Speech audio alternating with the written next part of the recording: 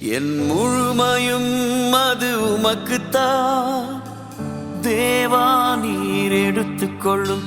என்னை படைக்கிறேன்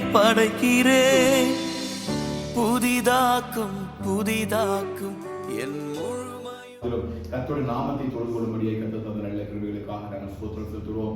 ஆவியானவரே, உம்முடைய கரத்தில் ஒவ்வொருத்தரும் ஜெபிக்கிறோம். தாவே கர்த்தருடைய பந்திக்கு என்று சொல்லி ஒவ்வொரு கர்த்தரை பரிசுத்தப்படுத்தி ஆயத்தப்படுத்தி ஆண்டவரை கலந்து கொள்ள கர்த்தர் கிருபை செய்யும்படி நாங்கள் ஜெபிக்கிறோம். அவாஸ்தமாய் புசிக்காதபடிக்கு பாத்திரவான்களாய் கர்த்தரை மாற்றி பரிசுத்தப்படுத்தும் நாமத்தின் மேன்மைக்காக இதை செயல்படுத்த வேண்டும் என்று சொல்லி ஜெபிக்கிறோம். தாவே தாழ்த்துகிறோம், ஒப்புக்கொள்கிறோம். முற்றிலுமாய் கர்த்தரை மறைத்து பரிசுத்தப்படுத்தி பாதுகாத்து கொள்கிறார். துதிகன மகிமையெல்லாம் நாங்கள் செலுத்துகிறோம். இயேசுவின் நாமத்தில் ஜெபிக்கிறோம். எங்கள் ஜீவனுடைய தாவே ஆமென், ஆமென், ஆமென். அல்லேலூயா. நாம் மகிமைப்படுவதாக இந்த மாதத்தினுடைய முதலாவது வாரத்தினுடைய வெள்ளிக்கிழமையிலும் கர்த்தருடைய வார்த்தைக்கு நேராக நம்ம வேதாகம் திருப்பிக் கொள்ளலாம். 1ஆம் தேதி அநேக பேர் இரவு ஜெபத்திற்கு கலந்து கொள்ள முடியவில்லை. கர்த்தர் பேசின வார்த்தைகளை மறுபடியும் இன்றைக்கு சொல்லி இந்த மாதத்திற்கான வாக்குத்தத்தமாக இதை சொல்லி நான் உங்களை ஆசீர்வதிக்க விரும்புகிறேன். கர்த்தருடைய ஆசீர்வாதம் உங்கள் மீது அப்படி இறங்குவதாக. இந்த மாதம் முழுவதும் அந்த வார்த்தைகளை வைத்து கர்த்தர் நம்மை நடத்துவதாக. அல்லேலூயா. போன மாதம் கர்த்தர் நமக்கு வாக்குத்தத்தம் பண்ணியது போல இஸ்ராவின் மேல இருந்த தயவுள்ள கரம் நம்ம மேல எல்லாரோடையும் இருந்தது. எத்தனை உணர்ந்தீங்க? இந்த ஒரு மாசம் முழுவதும் உண்மையாகவே அந்த கரத்தினுடைய வல்லமை உணர்ந்தவங்க சொல்லணும். சத்தம் ஒரு அமைச்சர். அல்லேலூயா. ஒவ்வொரு நாளும் கர்த்தர் நம்ம நடத்தும். இந்த நாளைக்கு 1 பேதுரு 5ஆவது அதிகாரம் அதனுடைய 6வது வசனத்தை நம்ம வாசிக்கலாம். 1 பேதுரு 5ஆவது அதிகாரம் அதனுடைய 6வது வசனம். ஆகையால் ஏற்ற காலத்திலே தேவன் உங்களை உயர்த்தும்படிக்கு அவருடைய பலத்த கைக்குள் அடங்கி இருங்கள். ஆமென். ஆகையால் ஏற்ற காலத்திலே அவர் உங்களை உயர்த்தும்படிக்கு அவருடைய பலத்த கரத்துக்குள் அடங்கி இருங்கள் என்று சொல்லி அப்போஸ்தலனாகிய பேதுரு சபைக்கு எழுதுகிற ஒரு வசனத்தை இங்கே வாசிக்கிறோம். அதிகமா இந்த வசனத்தை நம்ம வாசித்திருப்போம். வாக்குத்தத்தமாக அநேக நேரம் வாழ்க்கையை கட்டத்தை கொடுத்திருப்பார். அநேக வார்த்தைகளின் சத்தியத்தையும் இந்த வசனத்தில் இருந்து நம்ம தியானித்திருப்போம். ஆனால் செப்டம்பர் மாதத்துல கர்த்தர் சில பேருக்கு உயர்வை கட்டளையிட போகிறார். சத்தம் ஒரு ஆமென் சொல்லுவாங்க. நான் சொல்றதுக்கு நீங்க ஆமென் சொல்லிட்டே வரணும். சில பேருடைய வாழ்க்கையில வேலையில நீங்க இருக்கிற இடங்களில ஒரு உயர்வை கட்டளையிடுவேன் என்று சொல்லி ஆண்டவர் சொன்னார். நான் உயர்த்துகிற தேவனாக நான் சபைக்கு வெளிப்படுவேன். அவர் நம்மை உயர்த்துகிற தேவன். எந்த மனுஷனை மேன்மைப்படுத்தவும் உயர்த்தவும் அவராலே ஆகும் என்று சொல்றது போல இந்த பேதுருவுடைய இந்த வசனத்தை சபைக்கு இல்லையா, சிதறடிக்கப்பட்ட எல்லா சபைக்கும் இங்க பேதுரு அழகான ஒரு சத்தியத்தை எழுதுகிறார். அந்த சத்தியத்தின் அடிப்படையில தான் அவர் சொல்றாரு, ஏற்ற காலம் என்று ஒரு காலத்தை கற்று வைத்திருக்கிறார். தம்முடைய பிள்ளைகளுக்கு ஒரு காலத்தை வைத்திருக்கிறார், ஒரு நேரத்தை வைத்திருக்கிறார். அந்த காலம் வரும்போது கர்த்தர் உங்களை உயர்த்துவார். அந்த ஒரு காலத்தை இந்த மாசத்துல கர்த்தர் சில பேரோட வாழ்க்கையில வைக்க போகிறார். நீங்க உயர்த்தப்பட போகிறீர்கள். எதிர்பாராத அளவுக்கு ஒரு உயர்வை கர்த்தர் உங்க வாழ்க்கையில செயல்படுத்த போகிறார். எல்லாருடைய கண்களுக்கு ஆச்சரியமாய் காணத்தக்கதா. இது இவனுக்கு தகுதியே இல்லைன்னு சொன்னவங்க, இவனுக்கு தகுதியே இல்லைன்னு சொன்னவங்க எல்லாரோட வாய்களையும் அடைத்து போடும்படியா கர்த்தர் ஒரு பெரிய உயர்வை சபைக்குள்ள கட்டளையிடுகிறார். மட்டும் ஆமென் சொல்லி ரிசீவ் பண்ணி நிச்சயமா இது உங்க ஒவ்வொருடைய குடும்பத்திலும் தங்குவதாக, உங்க வாழ்க்கையில தங்கட்டும், உங்க பிள்ளையோட வாழ்க்கையில தங்கட்டும். ஒரு பெரிய மாற்றத்தை கர்த்தர் தம்முடைய பிள்ளைகளுக்கு கொண்டிருக்கிறார். அவர் உயர்த்துகிற தேவனாக இருக்கிறார். எவரையும் மேன்மைப்படுத்த அவராலே அல்ல, அவராலே மட்டுமே ஆகும். சத்தப்படாம சொல்லுங்க, அவராலே அல்ல, அவராலே மட்டுமே ஆகும். அந்த தேவனா நமக்கு ஆராதிக்கிறோம். அந்த தேவன் ஜீவனுள்ள தேவனாய் நம்ம மத்தியில் அசைவாடுகிறார். அந்த தேவன் தான் அப்போஸ்தலனாகிய பேதுருவை வைத்து அநேக சிதறடிக்கப்பட்ட சபைகளுக்கு எழுதுகிற நேரத்துல நம்முடைய சபைக்கும் செப்டம்பர் மாதம் 2025வது வருஷத்துல அவர் எழுதுகிற வார்த்தை என்ன சொன்னா, அவர் ஏற்ற காலத்தில் நம்மை உயர்த்துவார். இதுவே அந்த ஏற்ற காலம். இதுவே உங்களுடைய வாழ்க்கையில ஏற்ற காலமாய் அமைய போகிறது. அவ ஏற்ற காலம் வந்து தேவனுடைய கரத்துல இருக்கிறது. நாம் ஒரு காலத்தை வச்சிருப்போம், நாம் ஒரு திட்டத்தை வச்சிருப்போம். நம்முடைய வாழ்க்கையில சில காரியங்களை குறிச்ச இந்த நாட்கள் இந்த காரியத்தை செய்ய வேண்டும், இந்த மாதத்தில் இதை செய்ய வேண்டும் என்று சொல்லி பல விதமான எண்ணங்களையும் சிந்தனைகளை வைத்து நாம் செயல்பட்டு கொண்டே இருப்போம். ஆனால் கர்த்தர் தம்முடைய பிள்ளைகளை பார்க்கும் பொழுது நம்முடைய வாழ்க்கையில ஒவ்வொரு நேரத்திற்கும் காலத்திற்கும் ஒரு கிருபை கதை வச்சிருக்கிறாங்க. காலையோட கிருபை புதிதாக இருக்கிறது போல ஒரு காலம் யாருக்கு இருக்குன்னு கேட்டீங்கன்னா ஆண்டவருடைய கரத்தில் இருக்கிறது. இல்லையா? அவர் காலங்களையும் சமயங்களையும் தள்ளி ராஜாக்களை ஏற்படுத்துகிறார் ஆண்டவராய் இருக்கிற தேவன். அவர் நமக்குன்னு ஒரு ஏற்ற காலத்தை கதை வச்சிருக்கிறார். சில நேரம் நம்ம வியாதிகளை சுமந்து தெரிவோம், சில நேரம் பாடுகளை சுமந்து தெரிவோம், சில நேரம் சில இக்கட்டுகளை நெருக்கங்களை, பினான்சியலி பயங்கர நெருக்கமா இருக்கும், நிற்க முடியாத அளவுக்கு வனாந்தரமா இருக்கும். அதெல்லாம் போகிற பாதை நமக்கு ஒண்ணுமே தெரியாது. ஆனா ஆண்டவரை நம்பி தான் நம்ம ஓடிட்டு இருப்போம், ஆண்டவரை விசுவாசி தான் நம்ம ஓடுவோம். ஆனா அந்த இடங்கள் எல்லாம் கர்த்தர் என்ன செய்யறாருன்னா என்ன ஒரு யுத்தத்துக்கு படுத்து வைக்கிறார். அல்லேலூயா. வெண்கல வில்லும் என் முயத்தினால் வழிந்து போகும்படிக்கு கர்த்தர் என்ன யுத்தத்துக்கு பழக்க வைக்கிறார். அந்த யுத்தத்துக்கு பழக்க வைத்த பிறகு அந்த வில்லையும் அம்பையும் ஆண்டவர் தருகிறார். அதை ஏற்ற காலமாக வைத்து சத்துருக்களை சுதறடிக்கும்படியான ஒரு காலத்தை எனக்குள்ள உருவாக்குகிறார். அல்லேலூயா. அவன் இந்த மாதத்துல சில இடத்துல சில காரியங்கள்ல கர்த்தர் ஒரு பெரிய உயர்வை என்ன செய்கிறார், கட்டளையிடுகிறார். நமக்கு தெரியுமா, அவருடைய சமூகத்தில் இருக்கக்கூடிய நேரங்களும் காலங்களும் நமக்கு தெரியவே தெரியாது. என்னுடைய நினைவுகளோ என்னுடைய எண்ணங்களோ அவருடைய நினைவுகள் எண்ணங்களோ அல்ல. அப்போஸ்தலரை வாசிக்கும் பொழுது அவங்க ஒரு கேள்வி, 1ஆம் அதிகாரத்துல ஒரு கேள்வி அந்த சீசன் வைக்கிறாங்க. நீ இந்த காலத்திலாவது இஸ்ரவேலுக்கு இந்த ஜனங்களுக்கு இந்த தேசத்தை கட்டளையிடுவீரோ? அப்ப ஆண்டவர் சொல்வாரு, பிதாவினுடைய ஆதீனத்தில் இருக்கிற காலங்களையும் நேரங்களையும் அறிகிறது நமக்கு அருளப்படவில்லை. நமக்கு தெய்வீசியா வாசிக்கிறீங்களா? வாசிங்க 1ஆம் அதிகாரம். ஆதீனத்திலே வைத்திருக்கிற காலங்களையும் வேலைகளையும் அறிகிறது உங்களுக்கு அடுத்ததல்ல. அந்த நேரத்தையும் காலத்தையும் அறிகிறதுக்கு நமக்கு அடுத்தது அல்ல. அப்ப ஆண்டவருடைய பாதத்துல அவருடைய கரத்துல ஒரு காலத்தை வைத்திருக்கிறார். அது யாருக்கு சொல்லினா எல்லாருக்கும் அல்ல, சில பேருக்கு மட்டும் அவர் செய்கிறார். அல்லேலூயா. எல்லாருக்கும் இந்த காலம் குறிப்பிடப்பட்டது அல்ல, உலகத்துள்ள ஜனங்கள் எல்லாருக்கும் அல்ல, தம்முடைய ஜனத்துக்கு என்று சொல்லி ஒரு காலத்தை வைத்திருக்கிறார். நீ உலகத்துல உயர்வை தேடுகிறவர்கள், உலகத்துல ஒரு ஆசிரத்தை தேடுகிறவர்கள், உலகத்துல ஒரு உயர்வை தேடுகிறவர்கள், உலகத்துல நன்மைகளை சுதந்திரிக்கும்படி தேடுவதெல்லாம் அவள் யாரோ ஒரு ஆளுடைய ரெக்கமெண்டேஷன் எதிர்பார்த்து, ஒரு உதவியை எதிர்பார்த்து, ஏதோ ஒரு சிபாரிசு கிடைத்து விடாதா, இந்த காரியத்துல எனக்கு யாராவது கொஞ்சம் ரெக்கமெண்ட் பண்ணாங்கன்னா இந்த வேலை கிடைத்து விடாது என்று சொன்னா நம்முடைய மனம் என்ன செய்யும், அங்கலாய்க்கும். தெரிந்தவர்கள் யாராவது நமக்கு ஒரு சின்ன ஒரு சிபாரிசு செய்து விடுவார்கள் என்று சொல்கிறார். உலக மனுஷனும் அஞ்ஞானிகளுக்கும் ஒரு எண்ணம் இருக்கும். ஆனால் கர்த்தருடைய பிள்ளைகளுக்கு என்று சொல்லி கர்த்தர் ஒரு காலத்தை வைத்திருக்கிறார். அந்த காலம் வரும் பொழுது உங்களுக்கு வேற யாரும் சிபாரிசு செய்ய வேண்டாம், கர்த்தருடைய தயவுள்ள கரமே உங்களை வேறதை உயர்த்துவீங்க. அல்லேலூயா. ஏன்னு சொன்னால் அவருடைய ஆதீனத்தில் இருக்கக்கூடிய காலத்தையும் அவர் வச்சிருக்கிறதான அந்த நேரத்தையும் சமயங்களையும் நாம் அறிவதற்கு நம்ம அடுத்தவர்கள் அல்ல. அதற்கான கிரியைகள் நம்ம கூட இல்ல. அதற்கான நேரத்தையும் காலத்தையும் அறியக்கூடிய ஞானத்தை நாம் பெற்றுக்கொள்ள முடியவில்லை. அதனாலதான் இங்க பேதுரு வந்து அந்த 5ஆம் அதிகாரம் 5ஆவது வசனத்தையும் 6ஆவது வசனத்தை நம்ம சேர்த்து வாசித்தாதான் அவர் யாருக்கு அந்த ஆலோசனை சொல்லுகிறார். இந்த ஏற்ற காலம் சில கீவேர்ட்ஸ் நம்ம அதுல இருந்து எடுத்து கர்த்தர் சொல்ல சொன்னதுனால ஏற்ற காலம்னா என்ன, அப்ப யாரெல்லாம் அப்படி ஆண்டவர் உயர்த்துறாரு, அப்புறம் உயர்த்தப்படும்படிக்கு நான் என்ன பண்ணணும், அவருடைய பலத்த கரத்துக்குள்ள அடங்கி இருக்கணும். அவன் பலத்த கரத்தை குறிச்சு எனக்கு தெரியணும். 2வது என்ன செய்யணும், அடங்கி உட்கார்ந்து இருக்கணும். அவர் என்ன உயர்த்துறது வரையிலும் நான் என்ன பண்ணணும், அவங்களுடைய கருத்துக்குள்ள அடங்கி. சில காரியங்களை சபைக்கு கத்த சொல்லணும். ஏன்னா நிறைய பேர் நீங்க வேலைக்காக ஜெபித்து கொண்டிருக்கிறீங்க, உங்க குடும்பத்துல ஒரு பினான்சியல் உயர்வுக்காக ஜெபிக்கிறீங்க, சில எப்படியப்பட்ட ஒரு காரியத்தை கொஞ்சம் மேன்மைக்காக வெளியில வந்து வெள்ளமான நம்ம ஜெபிக்கிறோம். கர்த்தர் ஒரு காலத்தை உங்களுக்கு இந்த மாசத்துல உண்டு பண்ணுவாங்க.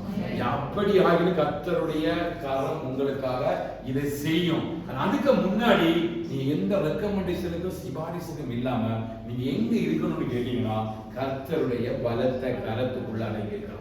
உங்களுக்காக யாரும் செய்யக்கூடாது, சிபாரிசு செய்யக்கூடாது. யுத்தம் கர்த்தருடையது. அதை யார் செய்வா, கர்த்தர் செய்வா. நீங்க சும்மா இருப்பீர்கள். அப்ப நம்ம என்ன பண்ணணும் அப்படின்னா கர்த்தருடைய கருத்துக்கு உள்ள அடங்கி இருக்கணுமா. அப்படி அடங்கி இருக்கும் பொழுது அவர் எனக்கு ஒரு காலத்தை வச்சிருப்பார் இல்லையா, என்ன இந்த பூமியில கொண்டு வந்த நோக்கம் இருக்கும், எனக்கு கர்த்தாவ தேசத்தை கொண்டு வந்த நோக்கம் இருக்கும், நம்ம கணவன் மனைவியா நம்ம இணைத்தது நோக்கம் இருக்கும், நமக்கு 2 பிள்ளைகளை தந்ததுக்கு ஒரு நோக்கம் இருக்கும். அவர் எந்த காரணமும் இல்லாமல் எந்த ஆத்மாவையும் உலகத்துக்கு கொண்டு வருவதே இல்லை.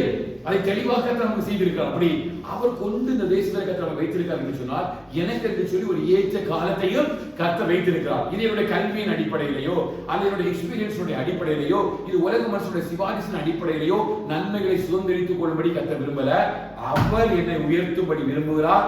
அவர் என்னை அவருடைய கரத்துக்குள்ள அடங்கி இருக்க வைத்து என்னை ஏற்ற காலத்தில் உயர்த்த விரும்புகிறார். ஹல்லேலூயா. இந்த சத்தியத்தின் அடிப்படையில் நம்ம வாழும் பொழுதுதான் கர்த்தருடைய அந்த நன்மையை உயர்வை நம்ம பெற்றுக்கொள்ள முடியும். 5வது வசனத்தை வாசிங்க. 1 பேதுரு 5:5 வாசிங்க. அந்தபடி இளைஞரே மூப்பருக்கு கீழ்ப்படியுங்கள், நீங்கள் எல்லாரும் ஒருவருக்கொருவர் கீழ்ப்படிந்து மனத்தாழ்மையை அணிந்து கொள்ளுங்கள். பெருமை உள்ளவர்களுக்கு தேவன் எதிர்த்து நிற்கிறார், தாழ்மை உள்ளவர்களுக்கோ கிருபை அளிக்கிறார். தாழ்மை உள்ளவர்களுக்கோ கர்த்தர் கிருபை அளிக்கிறார். இப்போ இந்த அப்போஸ்தலனாகிய பேதுரு இதை யாருக்கு எழுதுகிறார்? இளைஞர்களுக்கு எழுதுகிறார். அப்படின்னு சொல்ற அந்தபடியே இளைஞரே, அந்த 1வது வசனத்திலிருந்து நீங்க 4வது வசனத்தை வாசிக்கும் பொழுது சபையில மந்தைகளை மேய்க்கிற ஜனங்களுக்கு எழுதுகிறார், அல்லது மேய்ப்பர்களுக்கு எழுதுகிறார். தாங்கள் மூப்பனாகவும் அந்த சபையில் இருக்கிறவர்களுக்கு மூப்பர்களுக்கும் அந்த ஊழியத்தை செய்வர்களுக்கும் எழுதுகிறார். எப்படின்னா நீங்க மந்தையை மேய்க்கிறது போது எப்படி மேய்க்கணும்னா கட்டாயமாய் அல்ல, மனப்பூர்வமாய் அல்ல, அவலட்சணமாய் அல்ல, உற்சாக மனதோடும் அப்படி சுதந்திரத்தை இருமாப்பாய் ஆளுகளமா இல்லாமல் மந்தைகளுக்கு மாதிரியாகவும் கண்காணிகளாக இருங்கள் என்று சொல்லி ஒரு ஆவிக்குரிய ஒரு பரிசுத்த நடக்கையும் ஒரு ஆவிக்குரியதான ஒரு ஆலோசனையும் அந்த மூப்பருக்கு சொல்லிவிட்டு அடுத்தது யாரும் சொல்றாருன்னா இளைஞர்களை குறித்து பேசுகிறார்.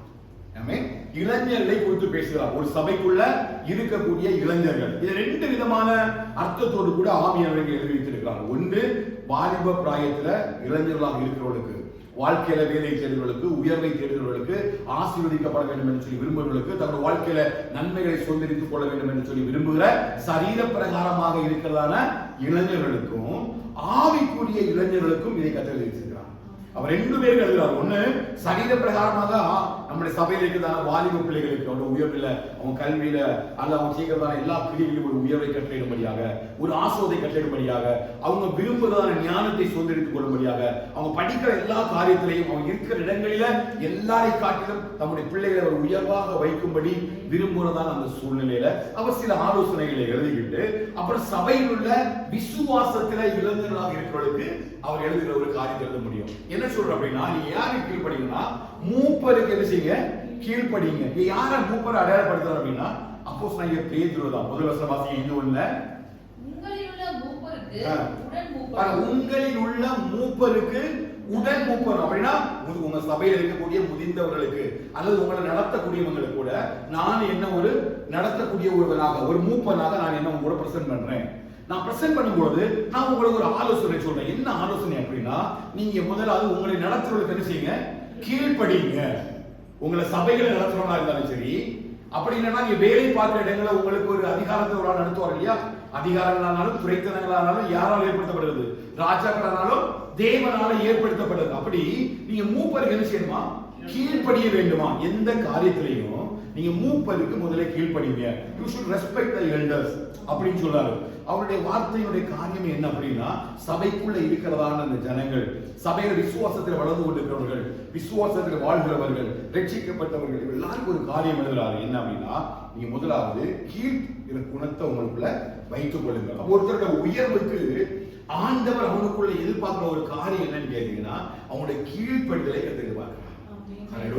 எந்த இடத்துல கீழ்ப்படியாம நிமித்தமாக தான் இந்த உலகத்தில் ஒரு பெரிய பாவமே பெருகிடுச்சு இல்லையா. கீழ்ப்படியாம நிமித்தம் தான் சவுல் தன்னுடைய ராஜ்யபாரத்தை இழந்து போறாரு. சொல்றாங்க, பலிகளை பார்க்கிறோம் கீழ்ப்படிதல் உத்தமம் என்று சொல்லி சவுலுக்கு ஆண்டவர் சொல்றாரு. அப்ப எல்லா இடத்துலையும் கர்த்தர் ஒருவரை உயர்த்துவதற்கு அவனுக்குள்ள பார்க்கிற என்ன விஷயத்தை பார்க்கிறாருன்னா, அவனுடைய கீழ்ப்படிதலை பார்க்கிறார். ஹல்லேலூயா.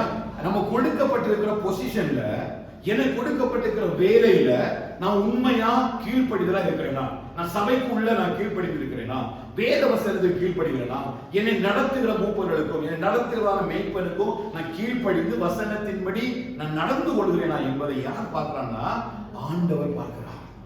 ஹல்லேலூயா. அவன் ஒருவனை உயர்த்துவதற்கு முன்னாடி அந்த கீழ்ப்படிகிற தன்மையை கர்த்தர் பார்க்கிறார். எவ்வளவு கஷ்டமா இருக்கட்டும், எவ்வளவு பாடுகள் நிறைந்ததாக இருக்கட்டும், ஒருவேளை நம்ம கூட இருக்கிறவங்க கண்டுகொள்ளாமல் இருக்கட்டும், எப்படி அவன் நம்ம வேதனைப்படுத்தணும், ஆனா ஒரு நாளுமே நம்ம வேலையை பொய்யா நம்ம இருக்கிற இடத்துல செய்யக்கூடாது. ஏன்னு சொன்னால் உலக மனுஷனுக்கும் அஞ்ஞானிகளுக்கும் தெரியாது இந்த வேலையை யார் தந்ததுன்னு. ஆனா இந்த பொசிஷனை, இந்த வேலையை, இந்த கல்வியை எனக்கு தந்தது ஆண்டவராகிய இயேசு கிறிஸ்து. விசுவாசம் மட்டும் சொல்லுங்க. நான் சொல்ற புரியுதா? அப்ப படிக்கிற இடங்கள்லயும் நம்ம என்ன பண்ணணும்? பிள்ளைகள், teens and kids, you should obey to your teachers, elders. சரியா? உங்களுக்கு வந்து elders என்ன பண்ணணும்? You should obey them. உங்க பெற்றோர்கள் என்ன பண்ணணும்? கீழ்ப்படியணும், எதிர்த்து பேசக்கூடாது. உங்க வாழ்க்கை ஆசீர்வாதமா இருக்கணும் அப்படின்னா, if you want to be a blessed child in your home, இல்ல நீ ஒரு blessed child in the school அப்படின்னா, நீங்க உங்க பெற்றோர்கள் என்ன செய்யக்கூடாது? எதிர்த்து பேசக்கூடாது. உங்க பெற்றோரை கனவீனமா பண்ணக்கூடாது, டிஸ்ரெஸ்பெக்ட் பண்ணக்கூடாது. நீங்க எல்லா காரியத்திலையும் உங்க பெற்றோருக்கும் உங்க ஆசிரியருக்கும் உங்க எல்டர்ஸ்க்கும் எப்படி காணப்படணும் அப்படின்னா, you should obey to them. ஆமென் சொல்லுங்க. டீம்ஸ் ஆமென் சொல்லுங்க. புரியுதா? நான் சொல்ல புரியுதா? நீங்க இருக்கிற இடத்துல ஆண்டவர் உங்களை பார்ப்பார். உங்களுடைய எல்லா குணத்தையும் யார் சோதி தருகிறா? கர்த்தர் சோதி தருகிறார். கூட இருக்கிறவங்க ஸ்கூல்ல எது வேணாலும் பண்ணட்டும், உங்க கூட இருக்கிறவங்க நீங்க எது வேணாலும் கேலி கிண்டல் பண்ணட்டும், டீச்சர் எப்படி வேணாலும் பண்ணட்டும், எது வேணாலும் செய்யட்டும், நீங்க வேலை பார்க்கிற இடத்துல கூட இருக்கிறவங்க யார் வேணாலும் என்ன பண்ணட்டும், ஆனா தேவனுடைய பிள்ளைகளாகிய உங்களுக்கும் எனக்கும் அப்போஸ்தலனாகிய பேதுரு ஒரு பெரிய ஆலோசனை சொல்றாரு. உன்னை இருக்கிற இடத்துல கர்த்தர் உன்னை உயர்த்துவதற்கு ஒரு காலத்தை வச்சிருக்கிறாரு. அந்த காலம் நெருங்கி கொண்டிருக்கிறது. அந்த காலத்தை ஆண்டவர் உனக்குள்ள பார்க்கும் பொழுது உன் கீழ்ப்படியாமை நிமித்தமா நீ அந்த பொசிஷன் இழந்துடாத. அநேகர் இழந்து போறதுக்கு காரணம் என்ன? நான் இத்தனை வருஷமா நான் கம்பெனில வேலை பார்க்கிறேன், இத்தனை வருஷமா ஒரு வேலை பார்க்கிறேன், இத்தனை வருஷமா இங்க வாழ்ந்துட்டு இருக்கேன், நான் நல்லா தான் படிக்கிறேன், நான் நல்ல மாணவனா மாணவியா இருக்கிறேன், I'm a best student in the school. But எனக்கு எந்த கிரெடிட்டுமே இல்லை. நான் வேலை பார்க்கறதுல நான் உண்மையா உழைக்கிறேன், நான் உண்மையா தான் செய்கிறேன், ஆனா எனக்கு வேற எந்த இடத்துலயுமே நேரமே கண்டுக்க மாட்டேங்கிறாங்க. ஒன்லி ஒன் ரீசன், உலகம் எதை பார்க்குதோ இல்லையோ, உனக்கு தந்திருக்கிற வேலையில நீ கீழ்ப்படிக்கிறியா? கர்த்தருக்கு தந்திருக்கிற பொசிஷன்ல நீ உண்மையா இருக்கிறியா? அதான் எழுதுற பாத்தீங்களா? அடுத்த வருஷம் அந்த பாருங்க, நீங்க எல்லாரும் வந்து கீழ்ப்படிங்க, ஒருவருக்கு ஒருவர் மனத்தாழ்மையை அறிந்து கொள்ளுங்க. உண்மை தன்மையை ஆண்டவர் பார்க்கிறார். இது வேற யாருக்கும் இல்ல, இது யாருக்கு?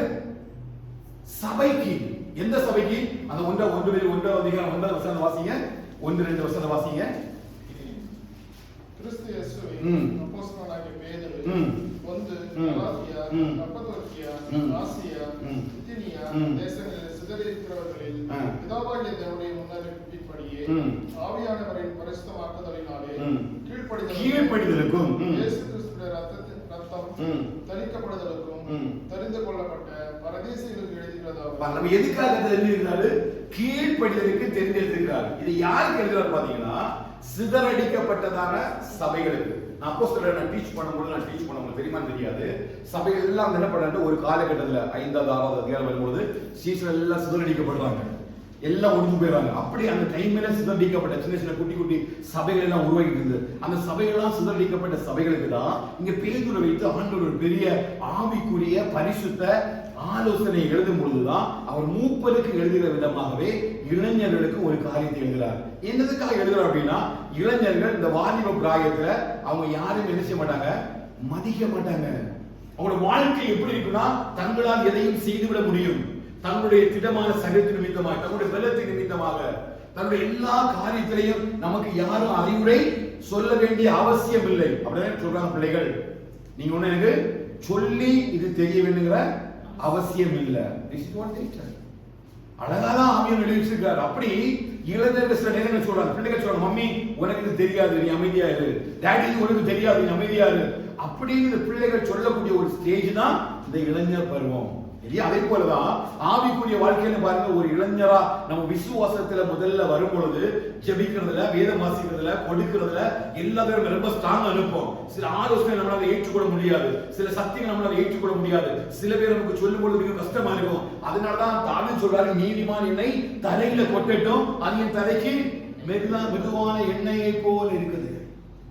ஆமென். இது எல்லாருக்கும் அனுபவம் கிடைக்காது. அப்ப ஆண்டவர் ஒருவரை உயர்த்தக்கூடிய நேரத்துல இந்த காரியத்தை எல்லாம் கர்த்தர் பார்க்கிறாராம்.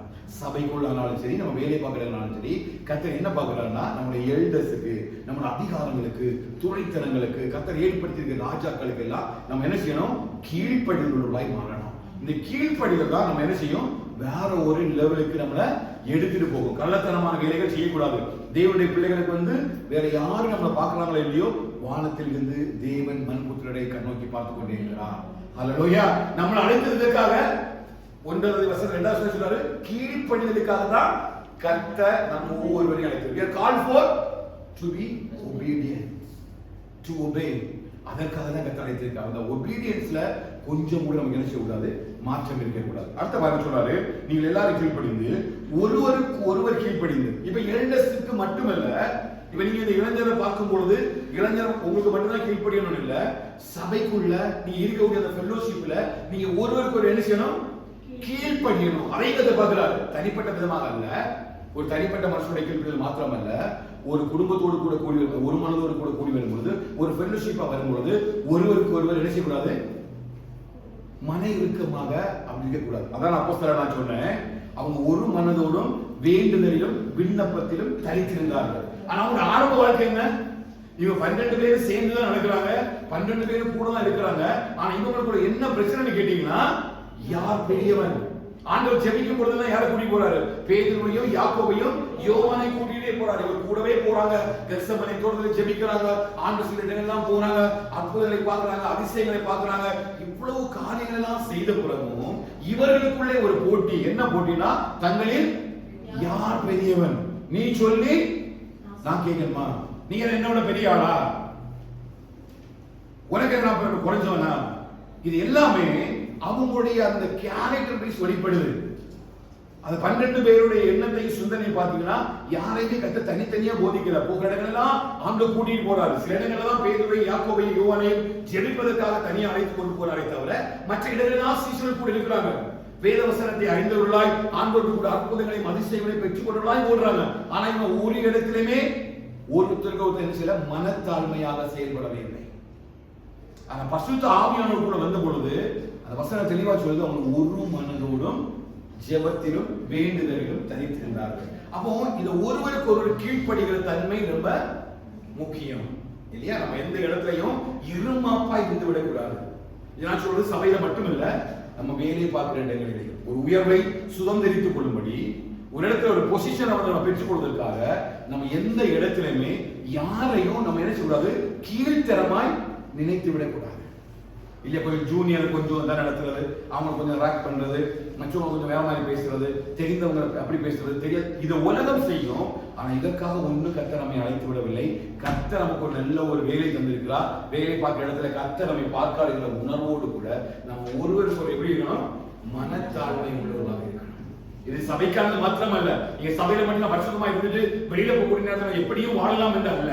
நான் இங்க உள்ள இருந்தாலும் இதுதான் கடைபிடிக்கணும், நம்ம வெளியில போனாலும் இதுதான் கடைபிடிக்கணும். அந்த உலகத்தினுடைய ஜனங்கள் என்னை பார்க்கும் பொழுது என்னோட மனத்தாழ்மையை அறிந்து கொள்ள வேண்டும். கேக்குறீங்களா? சொல்ல புரியுதா? அப்ப ஆண்டவருடைய கரத்துல ஒரு காலத்தை வச்சிருக்கிறார். எல்லாருக்கும் ஒரு காலத்தை வச்சிருக்காங்க. ஒருவரையும் ஒரு வறுமையாய் விட்டுக்கிற தேவனே அல்ல, எல்லாரையும் கர்த்தர் ஆஸ்வதிக்கிறார், எல்லாருக்கும் நன்மைகளை கர்த்தர் செய்கிறார். இல்லையா? நல்லோர் மேலும் தீயோர் மேலும் நன்மை வருஷிக்கப்படுகிற தேவன் தான். ஆனால் தேவனுடைய பிள்ளைகளுக்கு என்று சொல்லி ஒரு காலத்தை வைத்திருக்கிறார். சில நேரங்களில் வனாந்திரத்தின் பாதகம் நடந்தாலும் கர்த்தர் ஒரு குறிப்பிட்ட நாள் வரும்பொழுது அந்த வனாந்திரத்தை கர்த்தர் எப்படி மாற்றுகிறார், ஏதனை போலவும் கர்த்தருடைய தோட்டத்தை போல மாற்றுகிறார். கண்மலைகளை தண்ணீர்களாக மாற்றுகிற தேவன். அப்படிப்பட்ட காலத்தை கர்த்தர் வச்சிருக்கார். அதுக்கு முன்பதாக கர்த்தர் என்னை சோதித்து அறிகிறார். அதான் பேதுருவுடைய வார்த்தை என்னன்னா, இளைஞரே, either you are younger for the church or in faith. விசுவாசத்தில் நீ ஒருவேளை அப்படி இருக்கலாம், இல்ல சபையில நீ எங்கரா இருக்கலாம், நீ கர்த்தரால் தெரிந்து கொள்ளப்பட்ட பிள்ளைகளாக இருக்கலாம். நீங்க எல்லாம் எதற்காக தெரிந்து கொள்ளப்பட்டிருக்கீங்களா? கீழ்ப்படிதலுக்காக தெரிந்து கொள்ளப்பட்டிருக்கீங்க. இப்போ உங்க வாழ்க்கையில நீங்க ஏதோ ஒரு உயர்வுக்காக காத்திருக்கிறீங்க. உங்க வாலிப பருவத்துல நீங்க ஒரு ஆசிரியத்துக்காக காத்திருக்கிறீங்க, ஒரு கல்விக்காக காத்திருக்கிறீங்க, ஒரு வேலைக்காக காத்திருக்கிறீங்க, ஒரு குடும்பத்தினுடைய காரியத்துக்காக இருக்கிறீங்க, ஏதோ ஒரு பினான்சியல் நெருக்கடிக்காக நீங்க உயர்வுக்காக காத்திருக்கீங்க. இது எல்லாவற்றிலையும் கர்த்தர் நிச்சயமா உங்களுக்கு தந்துடுவார். உங்க கைகளின் பிரயாசத்தை கண்டிப்பா கர்த்தர் ஆசீர்வதிப்பார். நன்மை கிருபை கண்டிப்பா உங்களுக்கு கிடைக்கும். அதுக்கு முன்னாடி அது தருவதற்கு முன்பதாக கர்த்தர் ஒன்று பார்க்கிறார். அல்லேலூயா. நீ எப்படி இருக்கிறா?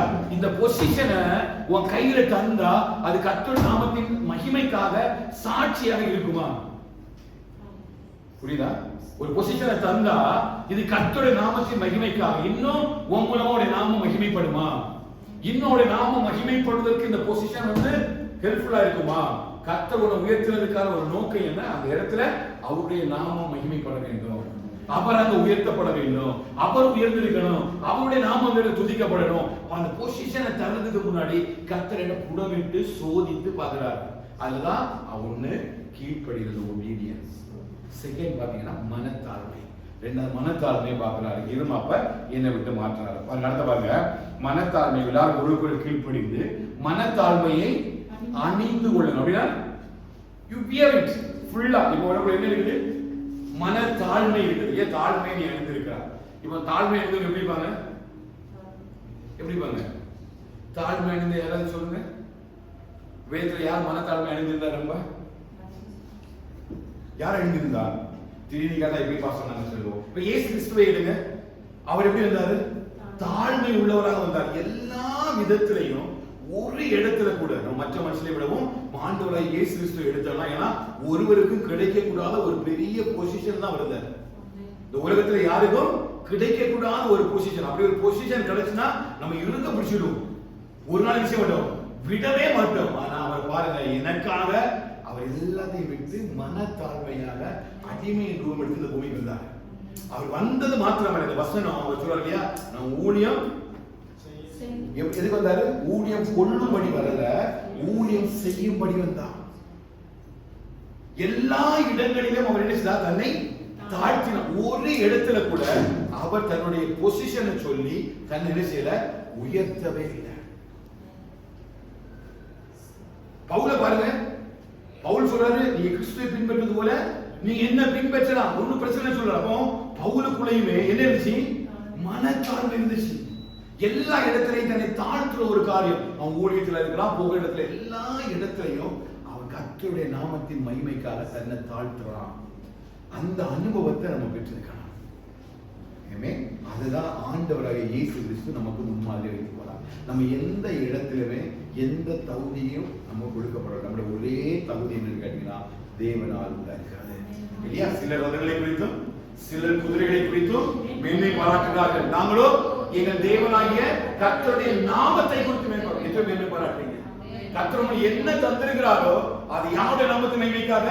கர்த்தருடைய நாமத்தின் மகிமை. அது சின்ன வேலையா, அது பெரிய வேலையா, அல்லது நீங்க ஒரு பொசிஷன் இருக்கீங்களா, இல்ல ஒண்ணும் முடியாத ஒரு சூழ்நிலை இருக்கீங்களா, ஒரு சின்ன வீட்டுல இருக்கீங்களா, ஒரு பெரிய வீட்டுல, எல்லாமே யார் தந்ததுன்னா அவருடைய நாமத்தின் மகிமைக்காக உங்களுக்கு தந்தது. அந்த காரியத்துல நீங்க மனத்தாழ்மை இருங்க. சத்தமா சொல்லுங்க, ஆமென் சொல்லுவாங்க. ஹல்லேலூயா. தாழ்மை உள்ளவன் தான் கர்த்தர் நோக்கி பார்க்கிறார். சிறியவனையும் எளியவனையும் உயர்த்துகிறார். ராஜாக்களோட பிரபுக்களோட உட்கார வைக்கிறார். அப்ப எங்க பார்க்கிறார்னா அவருடைய தாழ்மையை பார்க்கிறார். தாழ்மை சொல்ற, தாழ்மையில் என்னை நினைத்தவரை துதியுங்கள், அவர் கிருபை என்றும் உள்ளது. அவர் தாழ்மையை நம்ம அணிந்து கொள்ளணும். அணிந்து கொள்ளணும் எவ்ரிடே. ஆண்டு வருகிறது வரையில் இல்லையா, அவர் தன்னுடைய ஊழியத்தை முடிச்சு நிறைவேறி போகிறது வரையிலுமே ஆண்டு என்ன பண்ணாரு? தாழ்மையை தரித்தார் இல்லையா? தாழ்மை தரித்து மனுக்குலமாய் பூமியில வந்து நமக்காக எல்லாவற்றையும் செய்தார். எந்த இடத்திலையும் அவர் தன்னை உயர்த்தி காண்பிக்கவே இல்லை. தன்னை வந்து யூதர்கள் பிடிக்க வரும் பொழுதோ அல்லது ரோமா பேரரசு அவரை கொடுமைப்படுத்தும் பொழுதோ அடிக்கும் பொழுதோ நினைத்திருந்தால் அவர் கண்டிப்பா வானத்திலிருந்த அக்கினியை இறங்க பண்ணியிருக்க முடியும். ஆனா அவர் ஜெபிக்கிறார், இந்த பாத்திரம் என்னை விட்டு நீங்க கூடுமானால் நீங்கட்டும், அப்படி இல்லைனாலும் அன்றைய சித்தத்தின்படி விசுவாசிக்கிறீங்க. நடந்தாலும் நடக்கிறனாலும் கர்த்தருக்கு முன்பாக நான் தாழ்மை பண்றேன். நான் வேலை பார்க்கிற இடத்துல எனக்கு இருக்குதோ இல்லையோ நான் தாழ்மை பண்றேன். கர்த்தருக்கு தகுதி எல்லாம் வச்சுக்கோ, நான் தாழ்மை இருக்கிறேன். அவர் என்ன பார்க்கும் பொழுது என் தாழ்மை மட்டும் கர்த்தர் பார்க்க. மனுஷன் எதை வேணாலும் பார்த்துட்டு போகலாம், ஆனா கர்த்தர் என்ன பார்க்கும் பொழுது என் தாழ்மை பார்க்கிறாரு. ஒரு நாள் நம்ம எதை குறிச்சு என்ன செய்யக்கூடாது? மேன்மை பாராட்ட கூடாது. அவருடைய நாமத்தின் மகிமைக்காக, அவருடைய நாமத்தை உயர்த்துவதற்காக இந்த பொசிஷனை என்ன கர்த்தர் தந்திருக்கிறாரு. அதை நம்ம மிஸ்யூஸ் பண்ணிக்க கூடாது. ஏன்னா அவர் அதை நம்ம கரத்தை தந்திருக்கிறாரு, அதை பார்க்கிறாரு, நம்ம அதை எப்படி யூஸ் பண்றோம்னு பார்க்கிறாரு. அவருடைய ஒவ்வொரு இடத்துலையும் நம்ம என்ன பண்ணணும்? அவருடைய நாமத்தின் மகிமைக்காக நம்ம அதை உயர்த்தும் பொழுது கர்த்தர் நம்ம அந்த பிரசன்ட் சிச்சுவேஷன்ல இருந்து இன்னொரு ஃபியூச்சருக்காக நம்மளை அழைத்து கொண்டு போகலாம். அதான் பேருக்காக எழுதுறாங்க, இளைஞரே நீங்க ஒரு உயர்வுக்காக காத்திருக்கிறீங்க, ஒரு ஆசிரியத்துக்காக காத்திருக்கிறீங்க. நீங்க பெருசா எல்லா கல்விகளையும் கற்று ஒரு உயர்ந்த நிலைக்கு போகணும், நான் நல்ல பிள்ளையா இருக்கணும், நான் ஃபர்ஸ்டா வரணும், பெஸ்டா இருக்கணும், பெஸ்ட் ஃபேமிலியா இருக்கணும், அப்படின்னா நீங்க நிறைய கனவு பண்றீங்க, நீங்க முயற்சி பண்றீங்க, எல்லாம் ஓகே தான். கண்டிப்பா கர்த்தர் உங்களுக்கு தருவார். ஆனா தனதுக்கு முன்னாடி கர்த்தர் உங்களுக்கு பார்க்கிறார். ஹல்லேலூயா. கர்த்தர் உங்களை பார்க்கிறார். ஒரு இருதயத்தை கர்த்தர் ஆராய்ந்து பார்க்கிறார். இல்லையா? இருதயத்தை பரிசோதித்து ராக்காலங்களில் புடமிட்டு பார்த்தும் ஒன்றும் காணாது இருக்கிறாரா? இருதயத்தை கத்தரிச்சு வரமா? You look at my heart. when you want to lift me up, அவருடைய பொசிஷனை தரும் பொழுது, எனக்கு ஒரு உயர்வை தரும் பொழுது, கர்த்தர் இதயத்தை கண்டிப்பா நான் நல்லா படிக்கலாம், நான் நிறைய ஹார்ட் ஒர்க் பண்ணலாம், நான் நிறைய காரியங்கள் பண்ணலாம். ஆனா எததான் நான் பண்ணினாலும் அவருடைய இதயத்தை ஆராய்ந்து ஹல்லேலூயா. அந்த இதயத்தினுடைய காரியத்தின்படி தான் செய்வதுதான் அந்த வாலிபருக்கு ஆலோசனை சொல்றாரு. ஆவிக்குரிய வாழ்க்கையிலையும் நம்ம விசுவாசத்துல இப்பதான் ஒரு தீமோத்தியை போல வளர்ந்துட்டு வரணும் வச்சிருங்க. தீமோத்தியே, நீ விசுவாசத்துல என்ன பண்ண, ஸ்திரப்பட்டு, எல்லாம் ஸ்திரப்பட்டுக்க, நீ பலப்பட்டுக்க, நீ ஆவியிலும் நடக்கையிலும் அன்பிலும் விசுவாசத்திலும் அறிவிலும் விசுவாசிகளுக்கு நீ முன்மாதிரியா இரு அப்படிங்கிற ஒரு விசுவாச உத்தம குமாரனாகிய தீமோத்தேயுக்கு எழுதுவது போல கூட இப்ப பேதுரு நமக்கு சபைக்கு எழுதலாம். நம்ம எல்லாம் விசுவாசத்துல இளைஞரா இருக்கிறோம், இப்பதான் விசுவாசத்துக்குள்ள வர்றோம், இப்பதான் வேதத்தை வாசிக்கிறோம், இப்பதான் கொஞ்சம் அதோட சத்தியத்தை அறிந்து கொள்கிறோம். அப்படி வேத வசனத்துக்குள்ள சத்தியத்துக்குள்ள வரும்போது சத்தியத்தை அறிந்து கொள்ளும் எப்படி இருக்கணும் கேட்டீங்கன்னா, அந்த வார்த்தைக்கு ஏற்றபடி மனத்தாழ்மையுள்ளதா இருக்கணும். கிருபை கிடைச்சா, வரங்கள் கிடைச்சா இது பெருசா நம்ம மேன்மை பாடுறதுக்கு அல்ல. கிருபைகள் வரங்கள் எதுக்குன்னா கர்த்தருடைய நாமத்தின் மகிமைக்காக. அதான் விசுவாசத்துல வாலிபர்களுக்கு சொல்லுகிற அறிவுரை. நீ கொஞ்சம் எனக்கு முடியும்னா, 2 பாட்டு பாட தெரியும், நான் 2 வசனம் பேச தெரியும்னா நீ ரொம்ப உயர்ந்தவன் அல்ல, ஏதோ உனக்கு எல்லாம் முடியும் என்று அல்ல. இது கிருபையா கர்த்தர் தந்திருக்கிறாரு. அவருடைய நாமத்தின் மகிமைக்காக நீ பயன்படுத்தப்படணுமே தவிர உன்னுடைய நாமம் ஒருவொரு உயர்வதற்கு நீ செயல்படவே கூடாது. ஏன் அந்த மனத்தாழ்மை பேசுறோம் பாத்தீங்கன்னா, இன்னைக்கு எல்லா இடங்களிலையும் தங்களுடைய பெயர் பிரஸ்தாபத்துக்காக ஓடிக்கொண்டிருக்கிறார்கள். ஆவிக்குரிய குடும்பத்துல நான் ஒரு வயசான தாத்தா ப்ரீச் பண்ண ஒரு வீடியோ போடுறேன். இத்தனை பேர் நீ கவனிச்சுன்னு தெரியல. அவர் சொன்னார், the fulfillment, the altar became the stage. altar became a stage. the performance தான் நடக்குதே தவிர இங்க பலியிடப்படுதல் நடப்பதில்லை. நான் இந்த வாரம் வார்த்தையை குறித்து தியானிக்கும் பொழுது அந்த எலியாவுடைய இந்த காரியத்தை குறித்து சொன்னாரு. இந்த அல்டருக்கும் இந்த ஸ்டேஜுக்கு டிஃபரெண்ட் இருக்குது. இப்ப நீங்க நான் பேசுற வசனத்தை கேட்டு பாஸ்டர் நீங்க நல்லா பேசுறீங்கன்னா that is a stage performance. Pastor எனக்கு பிரோஜனமா இருக்குன்னா இங்கே பலியிடப்பட்டிருக்கிறது. அல்டர்ல கர்த்தர் பலி செலுத்தி இருக்கிறார். ஸ்டேஜ்ல பேசும்பொழுது நல்லா இருக்கீங்க, நீங்க நல்லா பேசுனீங்க, good, the speech was good. But இங்க பலிபீடத்தில் அபிஷேகம் பண்ணப்பட்டவன் இங்கே பலியிடப்படும் பொழுது அந்த பலியிடப்படுதல் உனக்குள்ள ஒரு மாற்றத்தை கொண்டு வருகிறது, உனக்குள்ள ஒரு பிரோஜனத்தை கொண்டு வருகிறது. this is altar on the stage. நம்ம எப்படி இந்த இடத்தை பயன்படுத்தணும், இது ஸ்டேஜா பலிபீடமா நம்ம தான் தீர்மானம் பண்ணணும். ஹல்லேலூயா. எலியா பாருங்க, அந்த பலிபீடத்தை எல்லாம் செப்பரேட் தண்ணி எல்லாம் ஊத்தி எல்லாம் பண்ணிட்டு ஒரே ஒரு வார்த்தை சொன்னான். என்ன சொன்னான்?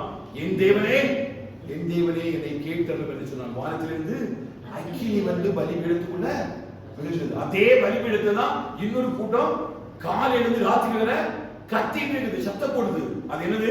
Stage performance. நல்லா கத்துறாங்க, நல்லா சத்தம் போடுறாங்க, கடவுள் இறங்கிடுவார், ஆண்டவர் இறங்கிடுவார், பயங்கரமா கத்துறாங்க, சத்தம் போடுறாங்க. இந்த சத்தத்துல கூச்சல்ல ஒண்ணும் இறங்க மாட்டாரு. That is not altar, that is a stage, but this is altar. இது அபிஷேகம் பண்ணப்பட்ட கூடவன் பலியிடப்பட வேண்டிய இடம். இங்கு பலியிடப்படுதல் நடக்கும் பொழுதுதான் சபையில ஒரு மாற்றத்தை கற்றுக்கொண்டு பண்ணுறாங்க. இந்த பலியிடப்படும் பொழுதுதான் ஜனங்களுக்குள்ள ஒரு பெரிய ஒரு டிரான்ஸ்ஃபர்மேஷன் வருது. விசுவாசத்துல, அன்பில, அறிவில, ஞானத்தில, கிருபையில, வரங்களில, சபைகளில விசுவாசிகள் பெரிதாக ஆரம்பிக்கிறாங்க. அப்புறம் இப்பவும் நினைக்கணும், இந்த இடம் என்னது? பலிபீடம். எங்க போனாலும் உங்களுக்கு தாழ்மையா ஒரு ஆலோசனை சொல்லுங்க. எங்க இடம் கிடைச்சதோ எங்க வேணாலும் யூஸ் பண்ண பாருங்க. எல்லா இடத்துலையும் இது பலி செலுத்துகிற இடம் என்கிற உணர்வோட கூட நம்ம பலியிடப்படணும். இங்க பெஸ்ட் பெர்ஃபார்மன்ஸ் அல்ல, டிரான்ஸ்ஃபர்மேஷன். அதை கேட்கிற ஜனங்களுக்குள்ள ஒரு டிரான்ஸ்ஃபர்மேஷன் உண்டாகும். பலிபீடத்துல பலியிடப்படும்போது கர்த்தருடைய அக்கினி வானத்திலிருந்து இறங்கி வந்து அந்த பலியை பட்சிக்கும் பொழுது அங்க இருக்கிறவங்களுக்கு எல்லாருக்குமே ஒரு மாற்றம் வருது இல்லையா? எல்லாரும் ஆண்டவரை தொழுது கொண்டார்கள். அப்ப இங்க பலிபீடத்துல பலியிடப்படணும், இங்க மனத்தாழ்மை வரணும். ஆனா இங்க நிக்கிறவங்க எல்லாமே எப்படி இருக்கிறாங்கன்னா ஒரு ஸ்டேஜ் பெர்ஃபார்மன்ஸ் தான் இருக்கிறாங்க. கடந்த வாரங்களுக்கு சொன்னேன் இல்லையா, அபிஷேகம் பண்ணப்பட்டவன் என்னதான் அது ஓஷி, அப்படி இல்லைன்னா orchestra. Even A.R. Rahman can play music. The Ilayaraja also can play music more than us. They can come and play well. But அதெல்லாமே ஆர்கெஸ்ட்ரா. ஆனா ஒரு தேவ மனுஷன் தாவீது ஒரு கிண்ணறத்தை கிட்டார பிடிக்கும் பொழுது அங்கிருந்து வல்லமை புறப்பட ஆரம்பிக்குது. சவுல்ன்றது ஒரு அசுத்தாவி ஓட ஆரம்பிச்சது. That's a transformation. புரியுதா? ஆர்கெஸ்ட்ரால வாசித்தா கேட்கிறதுக்கு நல்லா இருக்கும். He's a good worship leader. பக்காவா பாட்டு பாடுறாரு. Okay, he has a knowledge of music. Well, ஆனா தாவீது வாசிக்கக்கூடிய நேரம் சவுலுக்குள்ள இருக்க ஆவி எங்க இருக்காது. ஆவிகளை அசைய பண்ணும். இதுதான் நம்முடைய அபிஷேகம். அதனால அபிஷேகம் பண்ணப்பட்டவனுக்கு தான் இந்த பலிபீடத்தினுடைய மகிமை தெரியும். அப்போ நம்ம நிற்கும் பொழுதெல்லாம் என் மனத்தாழ்மையை அணிந்தவர்களா. ஏன் மனத்தாழ்மை அப்படின்னா this is a place where we do என்னது பலி செலுத்தும்படி, இந்த சாக்ரிஃபைஸ், அதான் நம்ம கற்றுக்க வச்சிருக்காங்க. அதுதான் எங்க பேர் சொல்றாரு, இந்த இடத்துல எல்லாம் நீங்க என்ன பண்ணலாம், நீங்க வாலிபர்கள் உங்களை கொஞ்சம் கவனமா பாதுகாத்துக் கொள்ளுங்க. அப்படி பாதுகாக்கும் பொழுது கர்த்தர் உங்களை உயர்த்துவதற்கு அது வாய்ப்பா இருக்கு. அதுதான் இதெல்லாம் சொல்லி முடிச்சிருந்தா அந்த மாதிரி கடைசியா சொல்றாரு, தாழ்மை உள்ளவர்களுக்கும் என்ன செய்யறாரு, கிருபை அளிக்கிறார். இப்ப மனத்தாழ்மை நீ அழிஞ்சிட்ட அப்படின்னா நீ கிருபைக்காக வெயிட் பண்ண வேண்டிய அவசியம் இல்லை. யார் கிருபை தர்றாரு? தட் இஸ் அடிஷனல், இல்லையா, extra value added to you. நீ மனத்தாழ்மையா நடக்க ஆரம்பிச்சுட்ட, நீ மனத்தாழ்மையை கற்றுக்கொண்ட அப்படின்னா, நீ கர்த்தருடைய சமூகத்தை அபிஷேகம் பண்ணப்பட்டவனா மாற்றிட்ட, உனக்குள்ள கீழ்ப்படுதல் இருக்குன்னா நீ உனக்காக தேட வேண்டாம். அந்த நன்மையும் கிருபையும் உன்னை தேடி வரும். ஒரு பொசிஷன் காலி ஆகும்போது கர்த்தர் அது கூட உன்னை நடத்துவார். புரியுதா? ஒரு இடத்துல இடம் காலி ஆகும் பொழுது, ஒரு இடத்துல ஒரு பொசிஷன் வேக்கண்டா வரும்பொழுது நீ அதுக்காக ஓடி அலைய வேண்டாம். கர்த்தர் உன்னை யார் மூலமாக ஒரு பாதையில நடத்துவார். அதுதான் மனத்தாழ்மை உள்ளவனுக்கு கிருபை அளிக்கிற கர்த்தர். சத்தமா ராமேஸ்வரம் சொல்லுவாங்க. உனக்கான ஒரு இடம் வரும் பொழுது, உனக்கான ஒரு செயல் இருக்கும் பொழுது, இந்த செயல்ல வேற ஒருவன் வந்து உட்கார முடியாது. ஏன்னா இங்க உன்னுடைய பெயர் எழுதப்பட்டிருக்கிறது. ஹல்லேலூயா. சேனைகளின் கர்த்தாவே, உம்முடைய நாமம் எனக்கு தரிக்கப்பட்டதுனால அந்த நாமத்தை சுமந்தவர்கள் அந்த செயல், இதுல வேற யாரும் மாற்ற முடியாது. 1000 பேர் போட்டிட்டாலும் கர்த்தர் உனக்கு நீ எழுதுனா ஒருத்தர் மாற்ற முடியாது. ஏன்னா கர்த்தருடைய கிருபை உனக்குள்ள இருக்கு. அது சத்தமா சொல்ல பார்க்கலாம். இவ்வளவுதான் சந்தோஷமா கர்த்தர் உனக்கு கிருபை அளிக்கிறாருமா, உன் வேலையில கிருபை அளிக்கிறாருமா, உன்னுடைய எல்லா வாழ்க்கையை கர்த்தர் கிருபை அளிக்கிறாருமா, நீ பெற்றுக்கூடாத ஒரு பெரிய பொசிஷனை கர்த்தர் உங்களுக்கு வைக்க போறாங்க. சத்தமா ஆவி சொல்ல பார்க்கலாம். எவ்வளவு நல்ல தேவன் இல்லையா, எவ்வளவு நல்ல தேவன் இல்லையா. உங்களோட உடனே வந்து பார்க்கல, நீ மனத்தாழ்மையா கீழ்ப்படிகளோடு கூட இருக்கும்போது கர்த்தர் உனக்குள்ள கிருபை அளிக்க விரும்புகிறார். இந்த கிருபை உன்னை என்ன செய்யும், எடுத்துட்டு போகும். அந்த கிருபை உன்னை ஒரு நிலைமையில இருந்து இன்னொரு நிலைமை போடும். அப்படி ஆலோசனை சொல்லிட்டு தான் அவர் அடுத்தது 6வது வசனம் சொல்ல பாருங்க. ஆகையால் ஏற்ற காலத்திலே தேவன் உங்களை உயர்த்தும்படிக்கு அவருடைய பலத்த கைக்குள் அடங்கிடுங்க. அப்படி நீங்க நடந்தீங்கன்னா அழகாக பேசுறது சொல்றாரு, ஒரு ஏற்ற காலம். இல்லையா, ஆரம்பத்தில் சொன்னது போல நம்ம நாட்களும் நம்ம காலங்களும் நம்ம நேரங்களும் நமக்குரியது அல்ல. நம்முடைய நேரத்திலையும் காலத்திலையும் ஏதாவது நம்ம செயல்படுத்தணும் நினைச்சா நம்ம செயல்படுத்தப்படவே முடியாது. நம்ம ஒண்ணு நினைப்போம், வேற மாதிரி ஒண்ணு நடக்கும். நீங்க எது வேணாலும் பண்ணீங்க, ஏதாவது ஒண்ணு செய்ய நினைச்சீங்கன்னா அது நீங்க நினைக்கிற நேரத்திலையும் காலத்திலையும் நடக்காது. கர்த்தர் உங்க குடும்பத்துக்கும் உங்க பிள்ளைகளுக்கும் ஒரு சூழலுக்கு ஏற்ற ஒரு காலத்தை நேரத்தை வைத்திருப்பார். அந்த நேரத்திலையும் காலத்திலையும் கர்த்தர் செய்து முடிப்பார். ஹல்லேலூயா. சங்கீதம் 31:10 சொல்லுது, என் காலங்கள் உன் கரத்தில் இருக்கிறது. எதை சொல்றீங்க? நம்முடைய காலங்கள், சத்தமா சொல்லுங்க, என்னுடைய காலங்கள் கரத்தில் இருக்கிறது. ஏற்ற காலத்தில் அந்த காலங்களை கர்த்தர் உயர்த்துவார். ஹல்லேலூயா. விசுவாசிக்கிற வார்த்தை விசுவாசிக்கிறீங்க? எல்லாம் சேர்ந்து சொல்லுவோம், என்னுடைய காலங்கள் தேவனுடைய கரத்தில் இருக்கிறது. எங்களுடைய காலங்கள் தேவனுடைய கரத்தில் இருக்கிறது. என் பிள்ளைகளுடைய காலங்கள் தேவனுடைய கரத்தில் இருக்கிறது. ஏற்ற காலத்துல தேவன் எங்களுடைய குடும்பத்தை உயர்த்துவார். சத்தமா ஆமென் சொல்லுங்க. ஹல்லேலூயா. நம்முடைய காலங்களை கர்த்தர் வச்சிருக்கார். உன் காலங்களை ஒருவரும் திருட முடியாது. உன்னுடைய நடக்க போற அந்த காலத்தினுடைய சமயத்தை ஒருத்தரும் மாற்ற முடியாது. ஏன்னா அதை லாக் பண்ணது யாருன்னு கேட்டீங்கன்னா சர்வவல்லமையுள்ள தேவன். காலத்தை அவருடைய காலத்துல வச்சிருக்கிறாரு.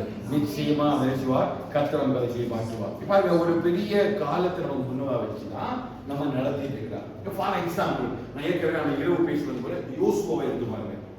இல்லையா, யோசுவா கூட வேண்டாம், நமக்கு யோசேப்பு எடுக்கிறான். யோசேப்பு ஒரு தரிசனத்தை சுமந்து போறான். இல்லையா, அவன் கண்ட ஒரே ஒரு சொப்பனம் தான், அதுதான் அவருக்கு எப்படி மாறுது, வேற விதமா மாறுது. கர்த்தர் அவனுக்கு ஒரு காலத்தை காட்டுறாரு. என்ன காலம் அப்படின்னா, ஒரு காலம் வரப்போகுது, அந்த காலத்துல ஒரு சகோதரர்களும் ஒரு தகப்பனும் தாயும் உன்னை பணிந்து கொள்ளுவார்கள் என்கிற ஒரு காலத்தை அவனுக்கு காட்டுறாரு. ஆனா இந்த காலத்துல அவன் அது காண்பிக்கப்பட்ட தரிசனம் காண்பிக்கப்படும் பொழுது அவன் என்ன சிறு வயதுள்ளவா இருந்தான். அவன் மனசுல வச்சுட்டான். ஆனா அவன் என்ன நடக்க போகுது என்பது அவனுக்கு தெரியல. ஆனா அவன் சகோதரர்கள் அதை புரிந்து கொண்டு அவனுக்கு இறங்கி போறாங்க. தகப்பன நினைச்சுதான் மனசுல வச்சுட்டான். இப்ப பாருங்க, ஒரு காலத்துக்கு இப்ப நமக்கு ஒரு காலத்தாண்டு வச்சிருக்கிறாரு, ஒரு தரிசனத்தை வச்சிருக்கிறார். நான் எங்க இருக்கிறேன், நான் 2014-15 நான் இந்த யோனா போலதான் ஊழியம் வேண்டாம் நான் ஒதுக்கி வந்தேன்.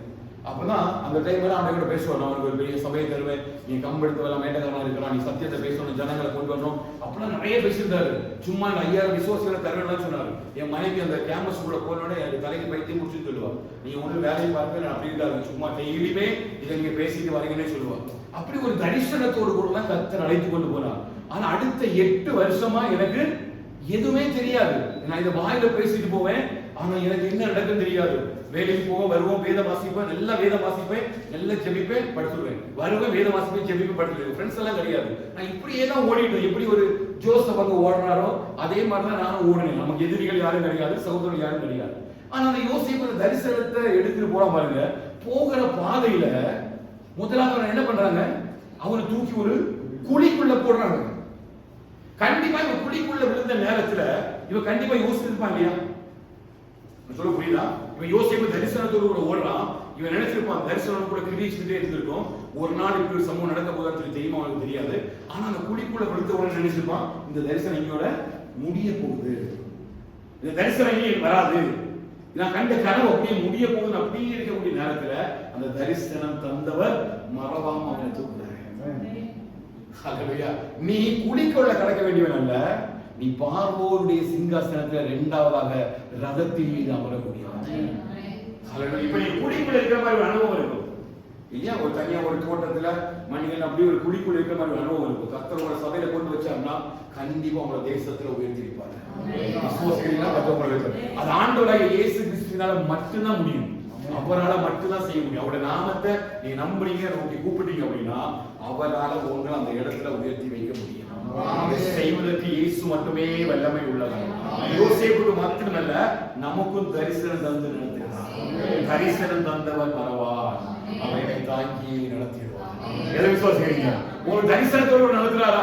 உன்னை கொண்டு வந்தது சும்மா ஒண்ணு இல்ல, உன்னையும் உங்க பிள்ளைகளையும் கர்த்தர் தேசத்துல ஆசீர்வாதமாய் மாத்திரமல்ல பல பேருக்கு ஆசீர்வாதமாய் வைக்கும்படி கர்த்தர் அழைத்திருக்கிறார். சத்தமா ஆமென் சொல்லுங்க. உங்களுக்கு மட்டும் ஆசீர்வாதம் கிடையாது, நீங்க உங்க குடும்பத்தோட எல்லாருக்கும் நீங்க குடும்பமா ஆசீர்வாதமா மாறணும். குடும்பத்தோட எல்லாருக்கும் நீங்க ஆசீர்வாதமா மாறணும். நீங்க பெற்றுக்கிற இந்த ஆவிக்குரிய ஆசீர்வாதத்தை உங்க குடும்பத்துல அத்தனை பேரும் அந்த ஊரும் சுதந்திரித்து கொள்றாங்க. அந்த நோக்கத்துக்கு தான் கர்த்தர் உங்களை இங்க வச்சு செயல்படுத்திட்டே இருக்கிறார். உங்க எங்க வச்சு நினைச்சாரு பயன்படுத்துறாரு, பண்படுத்துறாரு. ஒரு குயவனுடைய கையில களிமண் இருப்பது போல சில இடங்களில் நினைச்சாரு வரைந்தெடுக்கிறார், சில இடங்கள் அப்படியே சூழ்ந்து கொள்கிறார், சில இடங்கள் உடைந்து போற நேரத்துல அவர் தாங்கி நடத்துறாரு. எதுக்கு அப்படின்னா உங்களை இங்க ஆசிரியப்பதற்காக இல்ல, ஊர்ல உங்களை வச்சு ஒரு பெரிய ஒரு ஆசிரியத்தை கொண்டு வரும்படியாக தான் கர்த்தர் நடத்துகிறார். சத்தம் ராமன் சொல்லி பார்க்கலாம். யோசேப்பு தரிசனத்தை பற்றி உள்ள விழுந்துதான், அவனை தூக்கிட்டாங்க. இப்ப அவனுக்கு அந்த காலத்தினுடைய அளவு தெரியல. சரி அங்கிருந்து எடுத்தாச்சு. இப்ப நேரம் எங்க போறாங்க அப்படின்னா போத்திபார் கூட கொண்டு போறாங்க. அவனுக்கு சந்தோஷம் இருந்திருக்கும், ஒவ்வொரு தரிசனம் நிறைவேற போகுது போல, நம்ம கண்ட சொப்பனம் நிறைவேற போகுது போல, அவன் இந்த இடத்துல கர்த்தர் ஆசிரியக்க போறார் அப்படின்னா அவன் ரொம்ப சந்தோஷமா இருக்கக்கூடிய நேரத்துல வேற ஒரு கிரியை அங்க நடக்குது. அதெல்லாம் கொஞ்சம் ஆராய்ந்து பார்க்க நேரம் பாருங்க. அவன் என்ன பண்றான், ஆவியானவர் சொல்றாரு, அந்த வஸ்திரம் உனக்குரிய வஸ்திரம் அல்ல, அந்த வஸ்திரத்தை விட்டுட்டு நீ கிளம்பு அப்படின்னுங்கிறாரு. அவன் எல்லாம் ஒரு ஆசுவத்தை சுதந்திரிக்க போகக்கூடிய நேரத்துல ஒரு பாவத்துக்குள்ள தள்ளப்படுறான். அங்க ஒரு சின்ன ஒரு சோதனை என்று நான் சொல்ல முடியும். அப்படின்னா கர்த்தர் இவனை உயர்த்த போகிற இடத்துல இவனுக்கு பாவம் செய்வதற்கு அதிக வாய்ப்புகள் இருக்கும். பாவனுடைய அரண்மனை இருக்கும் பொழுது கண்டிப்பா இவனுக்கு அதிகமான சான்சஸ் இருக்குது. ஆனா அதுல இவன் எப்படி தன்னை பாதுகாத்துக் கொள்வான் என்பதற்கு அடையாளமாக தான் பரிசுத்த ஆவியானவர் நடத்துறான். சொல்றான் பாருங்க, நான் இவ்வளவு பெரிய பொல்லாப்பு தேவனுக்கு விரோதமாய் செய்வது எப்படி? இது அபிஷேகம் பண்ணப்பட்டவனால மட்டும்தான் புரிந்து கொள்ள முடியும். கிடைக்கிற இடத்துல சாப்பிட்டுட்டு அமைதியா உட்கார மாட்டான். அபிஷேகம் பண்ணப்பட்டவன் அபிஷேகம் பண்ணப்படும் அப்படியே இருக்கிற இடத்துல அப்படியே அட்ஜஸ்ட் பண்ணி அப்படி என்ஜாய்மெண்ட் பண்ணிட்டு போதும், கர்த்தர் தந்தது போதும் அப்படின்னு அமைதியா உட்கார மாட்டான். ஏன் அப்படின்னா அவங்க தரிசனத்தினுடைய அளவு சிறிதல்ல, அது வானத்தை விடவும் பெரியது. ஏன் அப்படின்னா அழைத்த ஆண்டவர் பெரியவர். இதுதான் தேவன் நமக்கு வச்சிருக்கிற ஏற்ற காலத்துக்கு நேராக கர்த்தர் என்ன நடத்தும். ஒருவேளை உங்களை தூக்கி குழிக்குள்ள போடலாம், போத்திபார் வீட்டுடைய அனுபவம் இருக்கலாம், நேரடி அங்கிருந்து எடுத்து காவல் கிடத்துல கொண்டு போறாங்க. அங்க போற இடத்துல பாகபாத்திரங்களின் தலைவனும் சுயம்பாதிகளின் தலைவனும் மறந்தே வச்சாங்க. இவன் தரிசனம் பெற்றவன், ஒரு ராஜ்யத்துக்கு அதிபதியா வர வேண்டியவன், பார்வனுடைய சிங்காசனத்தில் 2வது ரதத்தின் மேல ஏறி பார்வனுடைய முத்திரமத்தை தரித்திருக்கக்கூடிய ஒரு மனுஷனுடைய நிலைமை என்னன்னு கேட்டீங்கன்னா காவல் கிடங்குல அழுக்கான வஸ்திரத்தோடு கூட உட்கார்ந்து இருக்கிறான். அவன் என்ன இருக்குன்னு கேட்டீங்கன்னா, கர்த்தர் அவனுக்குள்ள வச்சிருக்க ஒரு காலம் இருக்குது. சத்தமா சொல்லுங்க, கர்த்தர் காலத்தோடு வச்சிருக்காரு. ஹல்லேலூயா. நீங்க பார்க்கிற இந்த காலம் அல்ல, உங்களுக்கு ஒரு காலத்தை வச்சிருக்கிறாரு. ஒருவேளை படுகு வீடு தள்ளப்படலாம், போத்திபார் வீட்டுக்குள்ள இருக்கலாம், காவல் கிடங்குள்ள இந்த மாதிரி அடைக்கப்பட்டு கட்டப்பட்டு இருக்கலாம். ஆனா கர்த்தர் ஒரு நாள் ஒருவரை அழைப்பிப்பார். உங்களை பார்வோனுடைய ராஜாவில கர்த்தர் உங்களை அழைப்பார். இது எதை வச்சு செயல்படுத்த முடியுமா? கர்த்தர் உங்களுக்கு வச்சிருக்கிற கிருபை வரங்களை வச்சு தான் வெளிப்படும். புரியுதா? சொல்ல புரியுதா? இந்த மனத்தாழ்மையும் இந்த ஆசீர்வாதமும் இந்த உயர்வும் தேவனுடைய சமூகத்தில் எப்படி நமக்கு வரும்னு கேட்டீங்கன்னா, கர்த்தர் நமக்குள்ள வச்சிருக்க தரிசனம், கர்த்தர் எனக்குள்ள வச்சிருக்க அபிஷேகம், கர்த்தர் எனக்குள்ள வச்சிருக்க கிருபை வரங்களை வச்சுதான் கர்த்தர் அந்த காவல் கிடங்கு எல்லாம் உடைச்சி கர்த்தர் என்ன பண்ணி கொண்டு வருவார். அது வரையிலும் அந்த காலத்துக்காக நம்ம காத்திருக்கணும். சொல்ல புரியுதா? அது வரைக்கும் என்ன பண்ணணும்? காலத்துக்காக காத்திருக்கணும். ஆண்டுடைய தேவனை பாருங்க, இந்த இஸ்ரவேல் ஜனங்களை பார்வோனுடைய களத்தில் இருந்து, பார்வோனுடைய அந்த இரும்பு கால வாயிலிருந்து பலத்த கையினால நடத்தி கொண்டு வந்தாரா இல்லையா? எப்படி கொண்டு வந்தாரு? பலத்த கையினால கொண்டு வந்து அவர்கள் அந்த வனாந்திரத்துல அவருடைய கற்பனைகளின்படியும் கட்டளைகளின்படியும் செய்வதற்காக அவர் உள்ளங்கையில வச்சு நடத்தினார். என்ன சொன்னாரு? நான் உங்களை என் உள்ளங்கையில சொல்லுங்க. என்ன சொன்னாரு? பலத்த கைக்குள்ள நம்ம வச்சிருக்கிறேன், என் பலத்த கையினாலும் ஓங்கிய புயத்தினாலும் அந்த ஜனங்களை கொண்டு வந்தேன். உங்களை எல்லாம் நான் என் பலத்த கைக்குள்ள வரைஞ்சு வச்சிருக்கிறேன். உங்களை எங்க வச்சிருக்கிறாரு? பலத்த கரத்துல உள்ளங்கையில வரைஞ்சு வச்சிருக்கிறாரு. ஆனா இந்த ஜனங்கள் என்ன பண்ணாங்கன்னா, அதை விசுவாசிக்கல, அதை நம்பல. அதை நம்பாம தேவனுடைய சமூகத்தை விட்டு எப்ப விலகி போனாங்களோ கர்த்தர் அவரை அழைத்து போட்டார். உயர்வுக்காக அழைத்து கொண்டு போறதெல்லாம் ஓகேதான், உன்னை உயர்த்தணும் விரும்புறதெல்லாம் ஓகேதான், உன் நன்மையான பாதையை நடத்தி கொண்டு போவதெல்லாம் ஓகேதான். ஆனா அவர் உன்னை நடத்தும் பொழுது நீ அவருடைய வழிகளில நடப்பதற்கு நீ ஒண்ணு ஒப்புக்கொள்ளணும். போத்திபார் வீட்டில் நீ செட் ஆயிடக்கூடாது. சூழ்நிலைகள் வரும், நீ சில இடங்களில் வரும்போது ஒரு சின்ன ஒரு உயர்வு உனக்குள்ள வரும். அந்த உயர்வு உன்னை பாவம் செய்ய தூண்டும். அந்த உயர்வு தேவனுடைய சமூகத்தில் ஒண்ணு பிடிக்கும். இதை வச்சு நீங்க செட் ஆயிட்டா தரிசனம் கூட முடிச்சு. அவன் என்ன பண்ணணும்னா, நீ தேவனுடைய சித்தத்தின்படி அவருடைய காலத்துக்காக அவர் சொல்லுகிறது வரையிலும் நீ காத்துக்கணும். அதான் இஸ்ரவேல் ஜனங்களை வச்சு நமக்கு சொல்ற காரியங்கள் தான். அந்த காலத்தை அவருக்குள்ள வச்சாரு. ஆனா ஒருவரும் அதை என்ன பண்ணல, பயன்படுத்தல. ரெண்டு பேர் தான் பயன்படுத்தினாங்க. யாரு? யோசுவாவும் காலேபும் தான் கடைசி வரையிலும் கர்த்தருடைய வழிகளில அக்கினி ஸ்தம்பத்துல மேக ஸ்தம்பத்துல அவருடைய வார்த்தைகளின்படியே நடந்தாங்க. ரெண்டு பேரையும் கர்த்தர் உயர்த்தினாரா இல்லையா? காலங்கள் நிறைவேறும் பொழுது ரெண்டு பேரும் உயர்த்தினார். யோசுவா பத்தி நமக்கு தெரியும். அவன் சின்ன வயசுலேருந்தே கூடவே இருக்கிறான், ஆசிரியர் கூட கட்டுக்கிறான், யுத்தங்களை நடத்துறான், மோசே கூட எல்லாம் டிராவல் பண்றான். ஆனா அவனுக்கு உயர்வை பற்றி ஒரு எண்ணமும் கவலையுமே இல்லை. இவன் மோசே வரை ரெக்கமெண்டேஷன் பண்ணல. எதுக்கு? அடுத்தது இவன் தலைவா வைங்க ஆண்டவரே, நாங்கள் பார்க்கிற நல்ல குவாலிட்டி இருக்குது, இவன் ஆசிரியர் கூட உட்கார்ந்து இருக்கிறான், எல்லா காரியங்கள் செய்யற, யுத்தத்துக்கு எல்லாம் சரியா இருக்கிறான்னு சொல்லிட்டு எல்லாம் செய்தாலும் இவன் மோசே கூட ரெக்கமெண்டேஷன் பண்ணல. கூட இருக்கிறவங்களே ரெக்கமெண்டேஷன் பண்ண மாட்டாங்க. ஏன்னா உன்னோட உயர்வு அவங்களால தாங்க முடியாது. இந்த பொசிஷனை எப்படி இவன் பெற்றுக்கொள்ள முடியும் இல்லையா? நீ இந்த பொசிஷனுக்கு தகுதி உள்ளவன் அல்ல என்று சொல்லி சில மோசைகளோட கூட பேசும்பொழுது கர்த்தர் சொல்றாரு, யோசுவா அபிஷேகம் பண்ண. இதான் கர்த்தர் வைக்கிறதான அந்த கிருபை. ஹல்லேலூயா. ஒரு எனக்கு கூட தெரியாம போகலாம், உங்க மேல இருக்கிற ஆசீர்வாதம் உங்க மேல காலங்கள் எனக்கு தெரியாம போகலாம். ஆனா ஆண்டவர் சொல்றாரு, இல்ல நீ அவனை அபிஷேகம் பண்ண, நீ இவன் அபிஷேகம் பண்ணு. மோசே என்ன சொல்றாரு? யோசுவாவை அடுத்த தலைவராக நீ அபிஷேகம் பண்ணுவது போது மோசே கூட அதை எதிர்பார்க்கவே இல்லை. ஆனா யோசுவா ஒரு நாள் அதுக்காக செய்யல. அவன் கர்த்தருடைய ஊழியத்தை உண்மையா செய்தான். அவனுடைய கர்த்தர் கொடுத்த கரத்துல அவன் இதுதான் பேதுரு சொல்றாரு, ஏற்ற காலோட அவன் வச்சிருக்காரு. நீ ஒரு இடத்துல ஒரு காரியத்தை குறித்து கவலைப்படாத. கர்த்தர் ஒரு காலத்தை உனக்கு வைக்கும் பொழுது உன்னை தூக்கி குழிக்குள்ள போட்டாலும் சரி, உன்னை பொத்திபார் வீட்டுல போட்டாலும் சரி, உன்னை காம கிடங்குல போட்டாலும் சரி, கர்த்தருடைய கிருபை உனக்குள்ள பிரவேசிக்கும் பொழுது அதை எல்லாம் உடைச்சி கர்த்தரோட கொண்டு விசுவாசிக்கிறீங்க? கர்த்தர் அப்படியே உடைச்சி எல்லாரையும் கொண்டு வருவாரு. கர்த்தர் செய்ய நினைத்தது ஒண்ணுமே தடைபடவே செய்ய. அதுதான் இங்கே பேர் எழுதுறாரு. அடுத்தது பாருங்க, அவருடைய பலத்த கருத்துக்கு நம்ம என்ன செய்யணுமா? அடங்கி இருக்கணும். அடங்கி இருக்கணும்னா அது ரொம்ப ஒரு கஷ்டமான ஒரு காரியம் இல்லையா? நம்ம எதுக்குமே காலங்கள் காத்திருப்பது ரொம்ப கடினமான காரியம். இதை காத்திருப்பது இழைக்க பண்ணும், விரும்பினது வரும்போதோ அது ஜீவ விருட்சம் போல இருக்கு. நீங்க அதான் சொல்றாரு, நீங்க என்ன பண்ணுங்க, அவருடைய கருத்துக்குள்ள அடங்கி இருங்க. யாரெல்லாம் அடங்கி இருக்கிறாங்களோ, அடங்கி இருப்பதுன்னா என்னது? அடங்கி இருப்பதுன்னா என்னது? அடங்கி இருப்பதுன்னா என்னது? உங்க பிள்ளைகள் உங்களுக்கு அடங்கி இருக்கிறாங்கன்னா நீங்க சொல்றதெல்லாம் கேட்டு yes yes yes yes, there's no no. எல்லா இடத்துலயும் என்ன பண்றாங்க? உங்களை ரெஸ்பெக்ட் பண்றாங்க. சரிம்மா ஓகேம்மா, சரிம்மா ஓகேம்மா, அது பண்ணலாமா, okay, I'm not going out, I'm not doing this one, I'm not doing that one. அப்ப நம்ம என்ன பண்ணுவோம்? தைரியமா சொல்லுவோம், என் பிள்ளை நான் சொல்றதெல்லாம் கேட்டு அடங்கி இருக்கு. இந்த பிள்ளைக்கு இன்னைக்கு ஒரு பெரிய ஐஸ்கிரீம் வாங்கி கொடுக்கணும், அந்த பிள்ளைக்கு ஏதாவது கிஃப்ட் பண்ணணும். நம்ம நினைக்கல சில நேரங்களில் நம்ம பிள்ளைகள் நம்ம விருப்பமான காரியங்களை செய்யும் பொழுது நம்ம என்ன பண்றோம்? நம்ம பிள்ளைக்கு ஏதாவது கிஃப்ட் பண்ண நினைக்கிறேன் இல்லையா? அதை விடவும் கொள்ளாதவாய் நீங்களே உங்கள் பிள்ளைகளுக்கு இதெல்லாம் செய்ய அறிந்திருக்கும் பொழுது பரமபிதாவாகிய அவர் இதற்கு மேலானவைகளை கற்றுக் கொடுக்கிறார். அப்ப நீங்க என்ன பண்ணணும்? அடங்கி இருக்கணும். இப்ப ஆகாருடைய வாழ்க்கையை நீங்க எடுத்து பாத்தீங்க அப்படின்னா, ஆகார் என்ன பண்ற? ஓடிடுற, வனாந்திரத்துக்கு ஓடி போற. எங்க ஓடி போற? வனாந்திரத்துக்கு ஓடி போற. வனாந்திரத்துக்கு ஓடி போறது யாருக்குமே தெரியல. முதல் அவ ஓடி போகும்போது தெரியல. ரெண்டாவது தடவை தான் ஆபிரகாம் ஒரு துளி தண்ணீரையும் அப்பத்தையும் கொடுத்து அம்மா பிள்ளை அனுப்பி வைக்கிறாங்க. ஃபர்ஸ்ட் எப்படி போறா? நீ அதை படிச்சு பார்த்துருக்கீங்களா?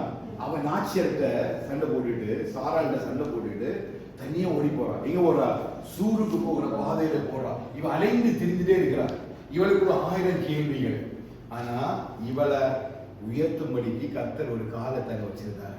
இவளுக்கு ஒரு சந்ததி வெளிப்படணும். இவ வேலைக்காரி அல்ல, இவ சண்டை போட்டுட்டு ஓடக்கூடியவள் அல்ல. இவ ஓடினாலும் பரலோகம் அவரை பார்க்குது. எங்கன்னு பாத்தீங்கன்னா வனாந்திரத்துல. எங்க? வனாந்திரத்துல. யாருக்கு தெரியாம ஓடி போறா. திடீர்னு கர்த்தரை தூக்கினாரோ, ஆகாரே நீ எங்க இருந்து வர்ற, நீ எங்க போற? நீ உனக்குரியவள் அல்ல, நீ பரலோகத்துக்குரிய. புரியுதா? நீ வனாந்திரத்தில் நடக்கும் பொழுது ஒருவேளை உங்களை யாரும் காணாம இருக்கலாம், உங்களுடைய சூழ்நிலை யாரும் அறியாம இருக்கலாம். அது யார் அறிவான்னு கேட்டீங்கன்னா கர்த்தருக்கு தெரியும். கர்த்தர் தூதன் அனுப்புறாரு, அனுப்பிக்கிறார். ஆகாரே என்ன சம்பவிச்சது, எங்க போற? நீ ஒண்ணு பண்ணணும், உன் நாச்சியருக்கு திரும்பி போய் அவளை கை கீழே அடங்கிடு. நான் உனக்கு ஒரு குமாரனை தருவேன், அவன் பெரிய ஆளா இருப்பான், அவனை ஆசீர்வதிப்பேன். இதாங்க கர்த்தருடைய காலம். இது யாருக்கு தெரியாது? ஆகாருக்கு தெரியாது. தெரியாம தான் புறப்பட்டு போனான். சில காரியங்கள் நம்ம அவருக்கு தெரியாம தான் செய்துட்டு இருக்கிறோம். ஆனா இந்த செப்டம்பர் மாசத்துல கர்த்தர் சொல்றாரு, நீ கொஞ்சம் அடங்கி இருங்க, நிச்சயமா இந்த மாசத்துல கர்த்தர் பெரிய உயர்வை உங்களுக்கு கட்டளையிட்டு வராங்க. நீ எதிர்பாராத ஒரு உயர்வை கர்த்தர் உங்க குடும்பத்துல கட்டளையிட்டு வராங்க. சில அதிசயமான காரியங்களை கட்டளையிட்டு வராங்க. அப்ப நீங்க இந்த வசனத்தை சொல்லணும், நான் அவருடைய பலத்த கருத்துக்குள்ள அடங்கி இருக்கிறேன், கர்த்தர் நிச்சயமா என்னை ஏற்ற காலத்திலே உயர்த்துவார். எதுவே சொல்றீங்க? எதுவே புரிஞ்சது? இந்த மெசேஜ் தொடங்கவே இல்லை, இப்பதான் இன்ட்ரோடக்ஷன் பாட்டே முடிச்சிருக்கிறேன். அப்போ அந்த ஏற்ற காலம் ஒண்ணு இருக்குது, அவருடைய பலத்த கை ஒண்ணு இருக்குது, அவருடைய கருத்துக்குள்ள அடங்கி இருக்கணும்னு இருக்குது, ஒண்ணு உயர்த்துவார்னு இருக்குது. எல்லாரும் வெட்டிட மாட்டாரு. எல்லாரும் வெட்டினாரா? பாருங்க, தானியேல் எடுக்கும் பொழுது தானியேல் எத்தனை பேர் இருந்தாங்க? 10 வாலிபர்கள் இருந்தாங்க. யூதபுரத்துல ஒரு மாசம் இல்லாதவர்களும் ராஜபுரத்துல 10 பேர் இருந்தாங்க. கடைசியில தேசத்தை உயர்த்தப்பட்ட எத்தனை பேர்? எத்தனை பேர்? 4 பேர். ஏன்? அவங்க தேவனுடைய கரத்தில் இருந்தாங்க. அவங்க எல்லா காரியத்திலும் எல்லா நாதசுரம் கிண்ணறம் எல்லாம் முழங்கும் பொழுது அந்த தேசத்தில் இருக்கிற எல்லாரும் தாழ விழுந்து பணிந்து கொள்ளன்னு சொன்ன பொழுது யார் மாத்திரம் பணிந்து கொள்ளல, சாத்ராக் மேஷாக் மற்ற எல்லாரும் பணிந்துட்டாங்க. இப்ப எல்லாரும் தான் பாபிலோனுக்கு அடிமைகளை கொண்ட யூத குலத்தை சேர்ந்தவர்கள், எல்லாரும் தான் கிறிஸ்தவர்கள், எல்லாரும் தான் அழைக்கப்பட்டவர்கள், எல்லாரும் தான் தேர்ந்தெடுக்கப்பட்டவர்கள், எல்லாரும் தான் ஆலயத்துக்கு வரக்கூடியவங்க, எல்லாரும் தான் காணிக்கை கொடுக்கிறாங்க, எல்லாரும் தான் ஆராதிக்கிறாங்க. ஆனா எல்லாரையும் கட்ட உயர்த்தப்பட்டார். யார் அவருடைய கரத்துக்குள்ள அவருடைய காலம் வருகிறது வரையிலும் அடங்கி இருக்கிறாங்களோ அவங்களுக்கு முழுமுழுக்காம அடங்கி இருக்கணும் இல்லையா? இவங்க அடிமைகளாக கொண்டு வரப்பட்டவங்க தானே. யூத குலத்திலிருந்து அடிமையாக கொண்டு வரப்பட்டவங்க, வேதத்தை தெரிஞ்சவங்க, ஆராதிக்கிறவங்க, துதிக்கிறவங்க. ஆனா இங்க ஒரு இடத்துல கேள்வி கேட்கிற, ஆண்டவரே நீங்க எதுக்காக இருக்கிறீங்க கொண்டு வந்தீங்க, நாங்க எந்த பாவமே பண்ணல. ஏன்னா தானியேலுடைய ஜெபத்தை கேட்கும் பொழுது தானியேல் சொல்ற, நாங்களும் எங்கள் முற்பிதாக்களும் பாவம் செய்தோம், தங்களை ஒப்புக்கொள்கிறாரு. அவ ஒரு இடத்துலமே கேள்வி கேட்கல.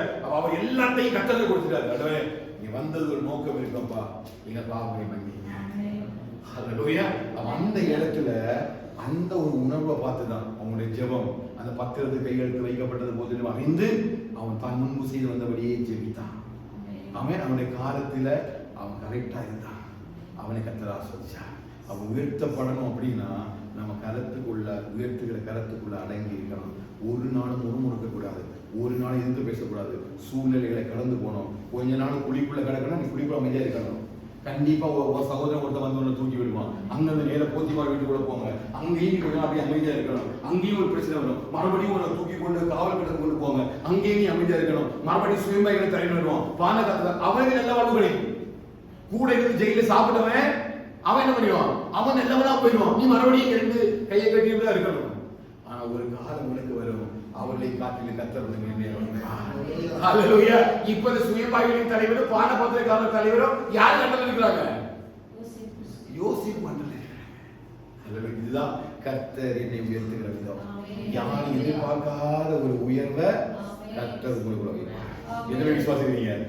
யாரும் எதிர்பார்க்காத ஒரு கண்கள் ஒரு 2 காலத்தை உயர்த்தி யாரும் எதிர்பார்க்காத ஒரு உயர்வை கர்த்தர் உங்களுக்கு வைப்பார். உங்க பிள்ளைகள் இந்த வசனத்தை சுதந்திரித்து கொள்வாங்க. எல்லாம் அப்படியே பைபிள் அப்படி பக்கத்துல 2 கரத்தை உயர்த்தணும்.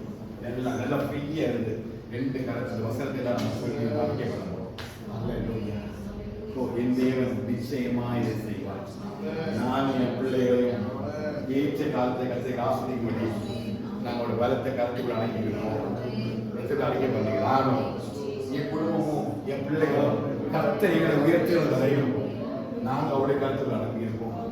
கர்த்தர் நிச்சயமாக எங்களுக்கு கிருபை தருவார். கர்த்தர் நிச்சயமாக எங்களை ஆஸ்வதிப்பார். நிச்சயமாக கர்த்தர் எங்களை உயர்த்துவார். இந்த மாசத்துல அந்த உயர்வை நான் சுதந்திரிக்க போறேன்.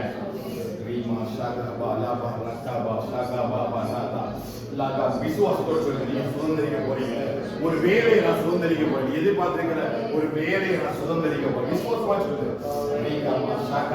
நல்ல ஆவியில வசனத்தை அறிக்கப்படுது. வசன ஆவியும் ஜீவனுமா இருக்கிறது. எந்த கருக்குள்ள பட்டயத்தை பார்க்கிற கூர்மையான பட்டயம். உங்களுடைய வார்த்தைகள் கிடைத்தவுடன் அவைகளை உட்கொண்டே அவைகள் எனக்கு மகிழ்ச்சியும் சந்தோஷமா இருக்கிறது. உங்களுடைய வார்த்தைகள் தேனிலும் மதுரமா இருக்கிறது. நல்ல சாப்பிடுங்க, வசனம் நல்ல சாப்பிடுங்க. ஆண்டவரே, நீங்க உயர்த்துறது வரைக்கும், எங்க பிள்ளைகளை உயர்த்துறது வரைக்கும் நான் உங்களுடைய கருத்துக்குள்ள அடங்கி இருக்க. நல்ல சாப்பிடுங்க, வசனத்தை நல்லா சாப்பிடுங்க. தேனிலும் தெளிதேனிலும் மதுரமா இருக்க வசனத்தை சொல்லி சொல்லி சாப்பிடுங்க. உங்களுடைய வார்த்தைகள் கிடைத்தவுடன் அவைகளை உட்கொண்டே அவைகள் எனக்கு இதயத்துக்கு மகிழ்ச்சியா இருக்கிறது. என் நாவுக்கு தேனை காட்டிலும் மதுரமா இருக்கிறது. ரீபா ஷகமா ரபாரா கபாதரா ரகதா மசாலா ரகதரா மரகதரா ரீச்சாலா பசீமல ரந்தரா. விசுவாசமா சாப்பிடுங்க, வார்த்தையை சாப்பிடுங்க. நானும் இந்த பிள்ளைகளும் கர்த்தரை உயர்த்துவது வரையிலும் அவனுடைய கருத்துக்குள்ள பலத்தை கருத்துக்குள்ள அடங்கி இருக்கிறோம். ஏற்ற காலத்திலே உயர்த்துவா. இந்த மாதத்துல உயர்வை நம்ம சுதந்திரிப்போம். விசுவாசமா சத்தமா சொல்லுங்க. ஆவியானவர் சொல்றது அப்படியே சொல்லுங்க. நான் சுதந்திரிக்க போகிறேன். நான் ஒரு வேலையை சுதந்திரிக்க போறேன். நான் ஒரு உயர்வை சுதந்திரிக்க போகிறேன். என் சத்துக்களுக்கு முன்னதாக கர்த்தருக்கு ஒரு பந்தி ஆயத்தப்படுத்துகிறார். என் தலையை என்னை நான் அபிஷேகம் பண்ணுகிறார். என் பாத்திரத்தை நிரப்பி வழிய பண்ணுகிறார். எனக்கு கூட இருக்கிற அபிஷேகம்படி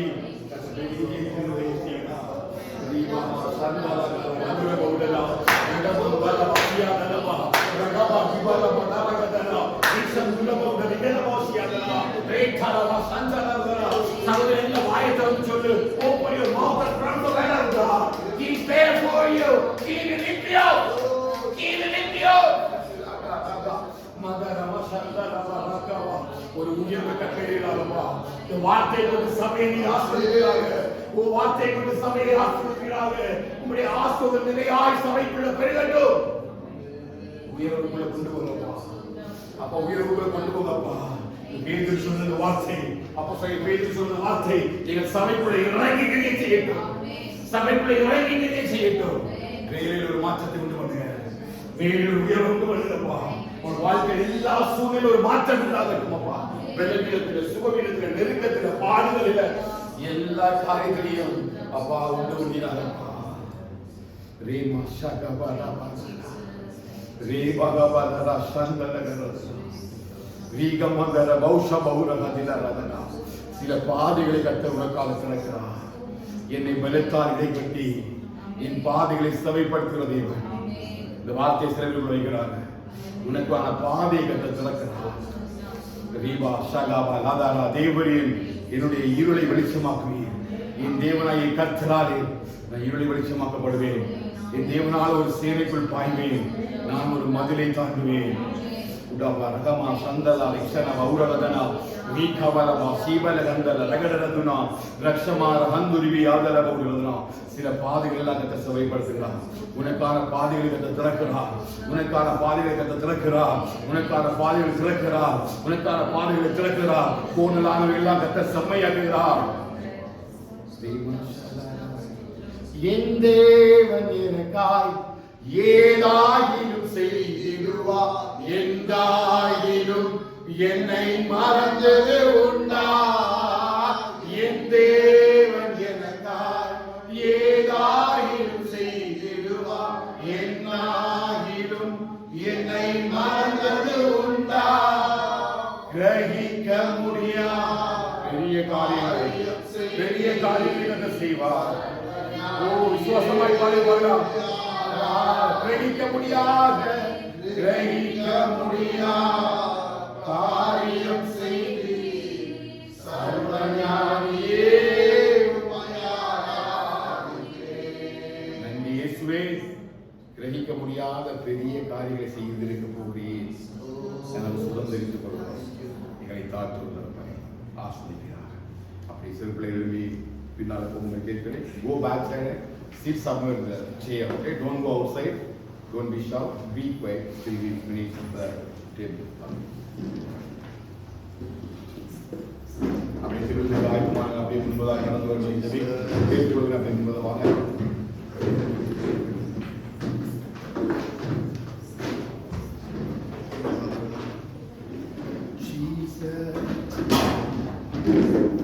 இந்த பாடுகள் எந்த வாழ்வுக்காய் சொந்தப்படுத்தி ஏற்றுக்கொண்டார்.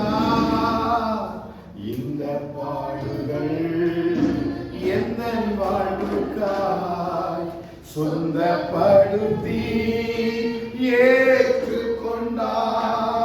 நேசிக்கின்றாயோ இயேசுநாதரை?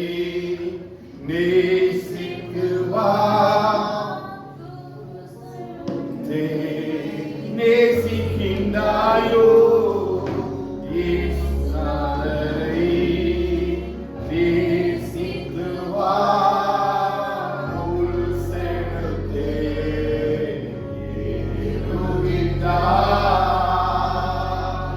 தள்ளாடி தவண்டு தழை போடு என் நேச குருசை சுமந்து கொள்கிறா மலையின் மேல் நடந்து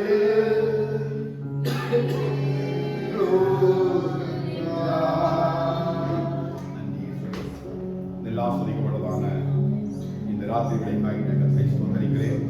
கர்த்தருடைய பரிசுத்த பந்தியிலே கலந்து கொள்ளும்படியாய் கர்த்தர் சபையாய் நமக்கு கொடுத்த எல்லா தயவுக்காக இரக்கத்திற்காக ஆண்டவரை ஸ்தோத்திரிக்கிறேன், துதிக்கிறேன். உங்களுடைய சாட்சிகளின்படியும் நீங்கள் பந்திக்கு என்று சொல்லி கர்த்தருடைய ஆயத்தப்படுத்ததான எல்லா அறிக்கையின்படியும் இந்த பந்தியை கலந்து கொள்வதற்கு கர்த்தர் நமக்கு தருவாராக. முன்பதாக நம்ம எல்லாரும் ஒரு நிமிடம் தெய்வ சமூகமே அர்ப்பணித்து பாவங்களை அறிக்கை செய்து ஆண்டவரே, ஒருவேளை எண்ணங்களினாலும் சிந்தனைகளினாலும் செயல்களினாலும் பாவங்களை செய்திருந்தேன் என்று சொன்னார். இந்த பாவத்தை எல்லாம் கர்த்தரை மன்னிக்கும்படி ஆண்டவரே நான் கேட்கிறேன்.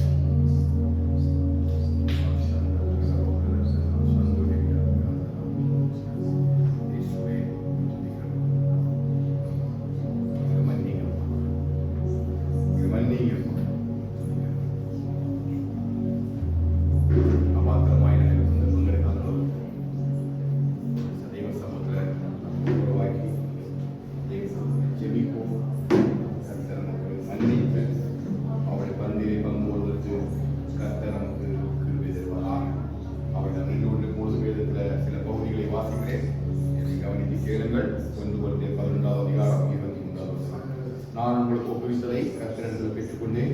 என்னவெனில் கர்த்தராகிய இயேசு தாம் காட்டிக் கொடுக்கப்பட்ட அந்த ராசியிலே அப்பத்தை எடுத்து ஸ்தோத்திரம் பண்ணி அதை பிட்டு நீங்கள் வாங்கி செய்யுங்கள். இது மூலமாக பிற்கப்படுகிற என்னுடைய சரீரமாக இருக்கிறது நினைவு கூறும்படி இதை செய்யுங்கள்.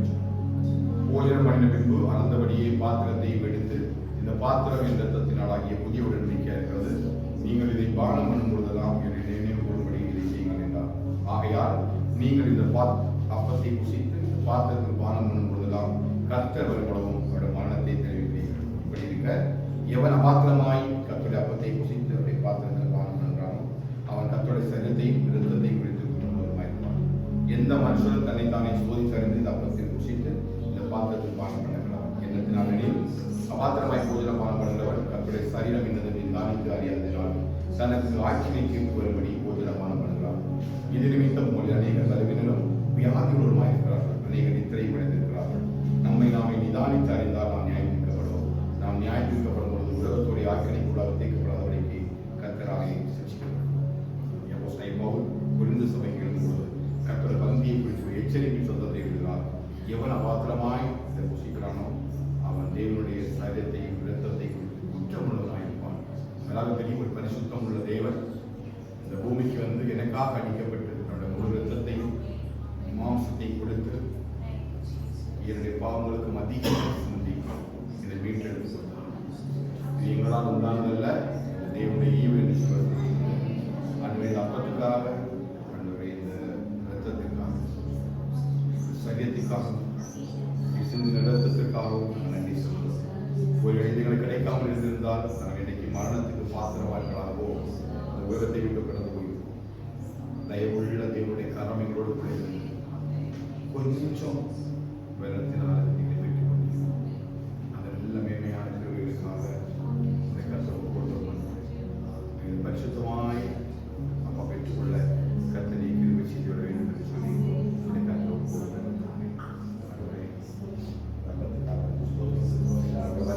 உயர்த்தி கர்த்தருக்காக ஸ்தோத்திரம் பண்ணலாம்.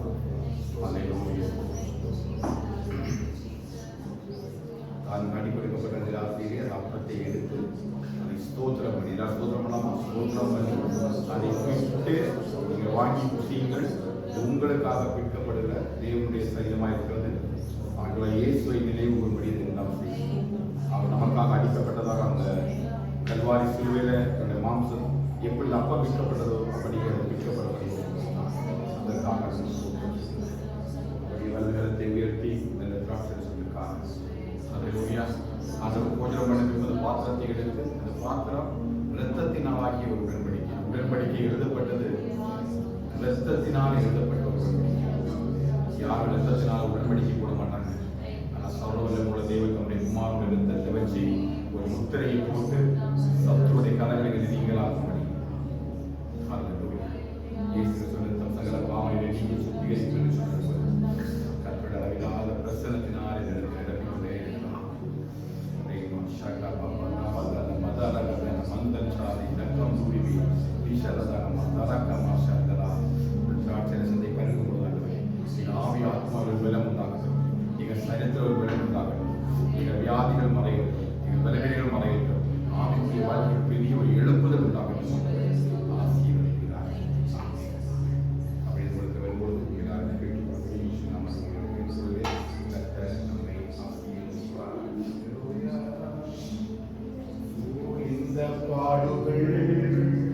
எந்த பாடுகார் சொந்தப்படுத்தி ஏற்றுக்கொண்டார். இந்த பாடுகள் எந்த பாடுகார் சொந்தப்படுத்தி ஏற்றுக்கொண்டார். நேசிக்கின்றாயோ ஈஸ்வரனை நேசித்து வா. நேசிக்கின்றாயோ ஈஸ்வரனை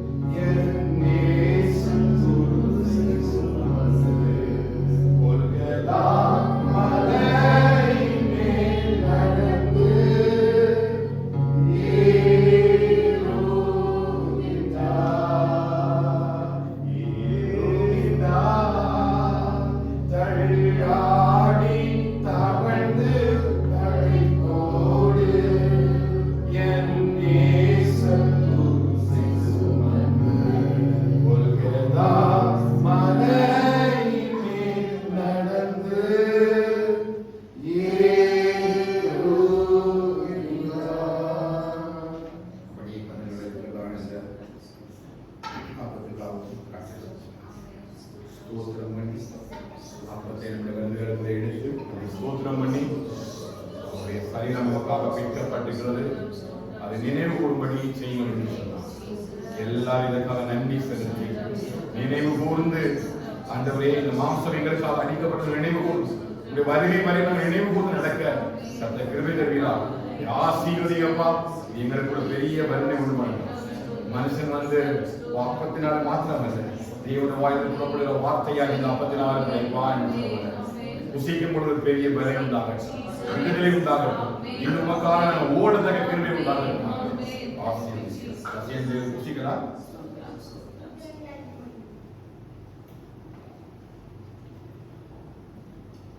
அப்படி வருகிறது பிரார்த்தனை செய்கிறது. இது இரத்தத்தினால் ஆகிய ஒரு புதிய உடன்படிக்கை. தேவன் நம்மோடு ஏற்படுத்தின ஒரு பெரிய உடன்படிக்கை. எந்த மனுஷனும் தன்னுடைய இரத்தத்தை இன்னொருக்காக வினைப்படுத்த மாட்டார். தேவன் என்னுடைய பாவங்களுக்காக, என்னுடைய அக்கிரமங்களுக்காக ஆண்டவரே தணிக்கப்பட்டதல்ல, இந்த பரிசுத்தமுள்ள ஆட்டுக்குடி இரத்தத்திற்காக எங்கள் நிமித்தமாக ஆண்டவரை நீங்கள் அளிக்கப்பட்டீங்க. எங்களுக்கு சமாதானத்தை கொண்டு கொண்டு தண்டனை பெயரோடு ஆண்டவரே நல்ல உடன்படிக்கைக்காக சோதனை இந்த வருகை வரைக்கான உடன்படிக்கையில நிலைத்திருக்க எங்களுக்கு பலன் தரணும். உடன்படிக்கை விட்டு விலகாதபடிக்கு ஒவ்வொரு நாளும் நிலைத்து நிற்கத்தக்கதான் எல்லா காரியங்களும் மாற்றி கொண்டு பரிசுத்தப்படுத்தி ஆண்டவரே ஆசிரியர்களாக வருகிறார்.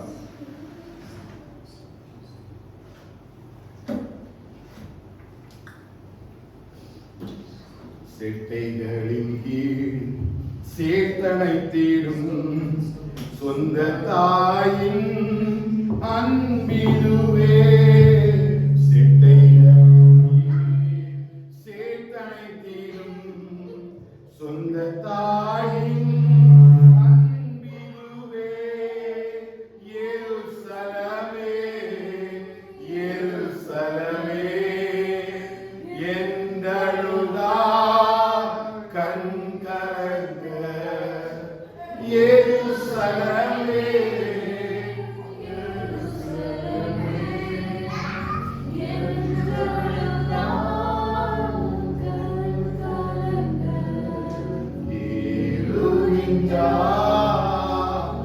தள்ளாடி தவழ்ந்து களை போடு என் நேச குருசை சுமந்து என் நேச கொல்கதா மலையின் மேல் நடந்து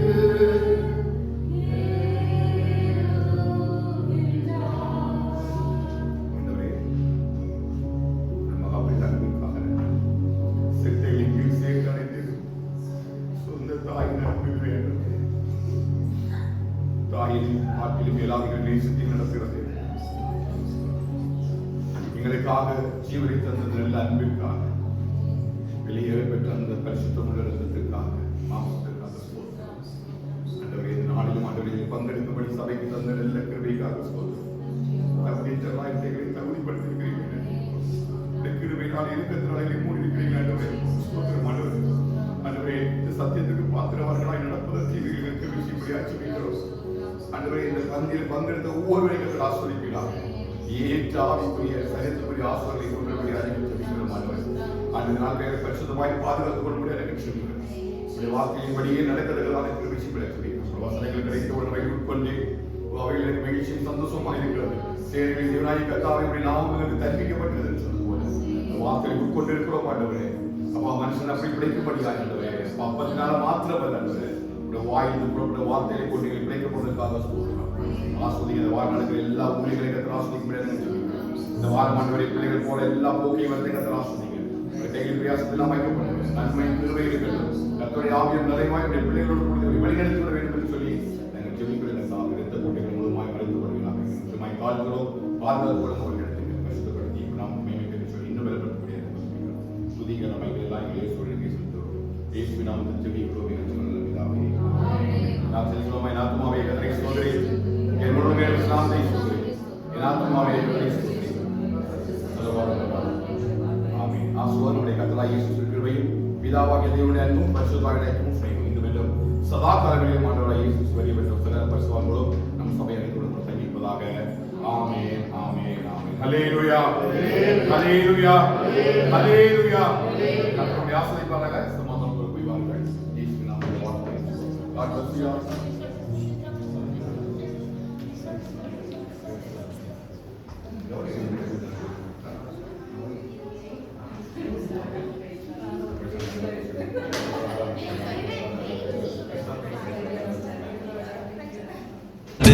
இயேசுவின் பின் சிரித்த முகமாய் சென்றிடுவோம்.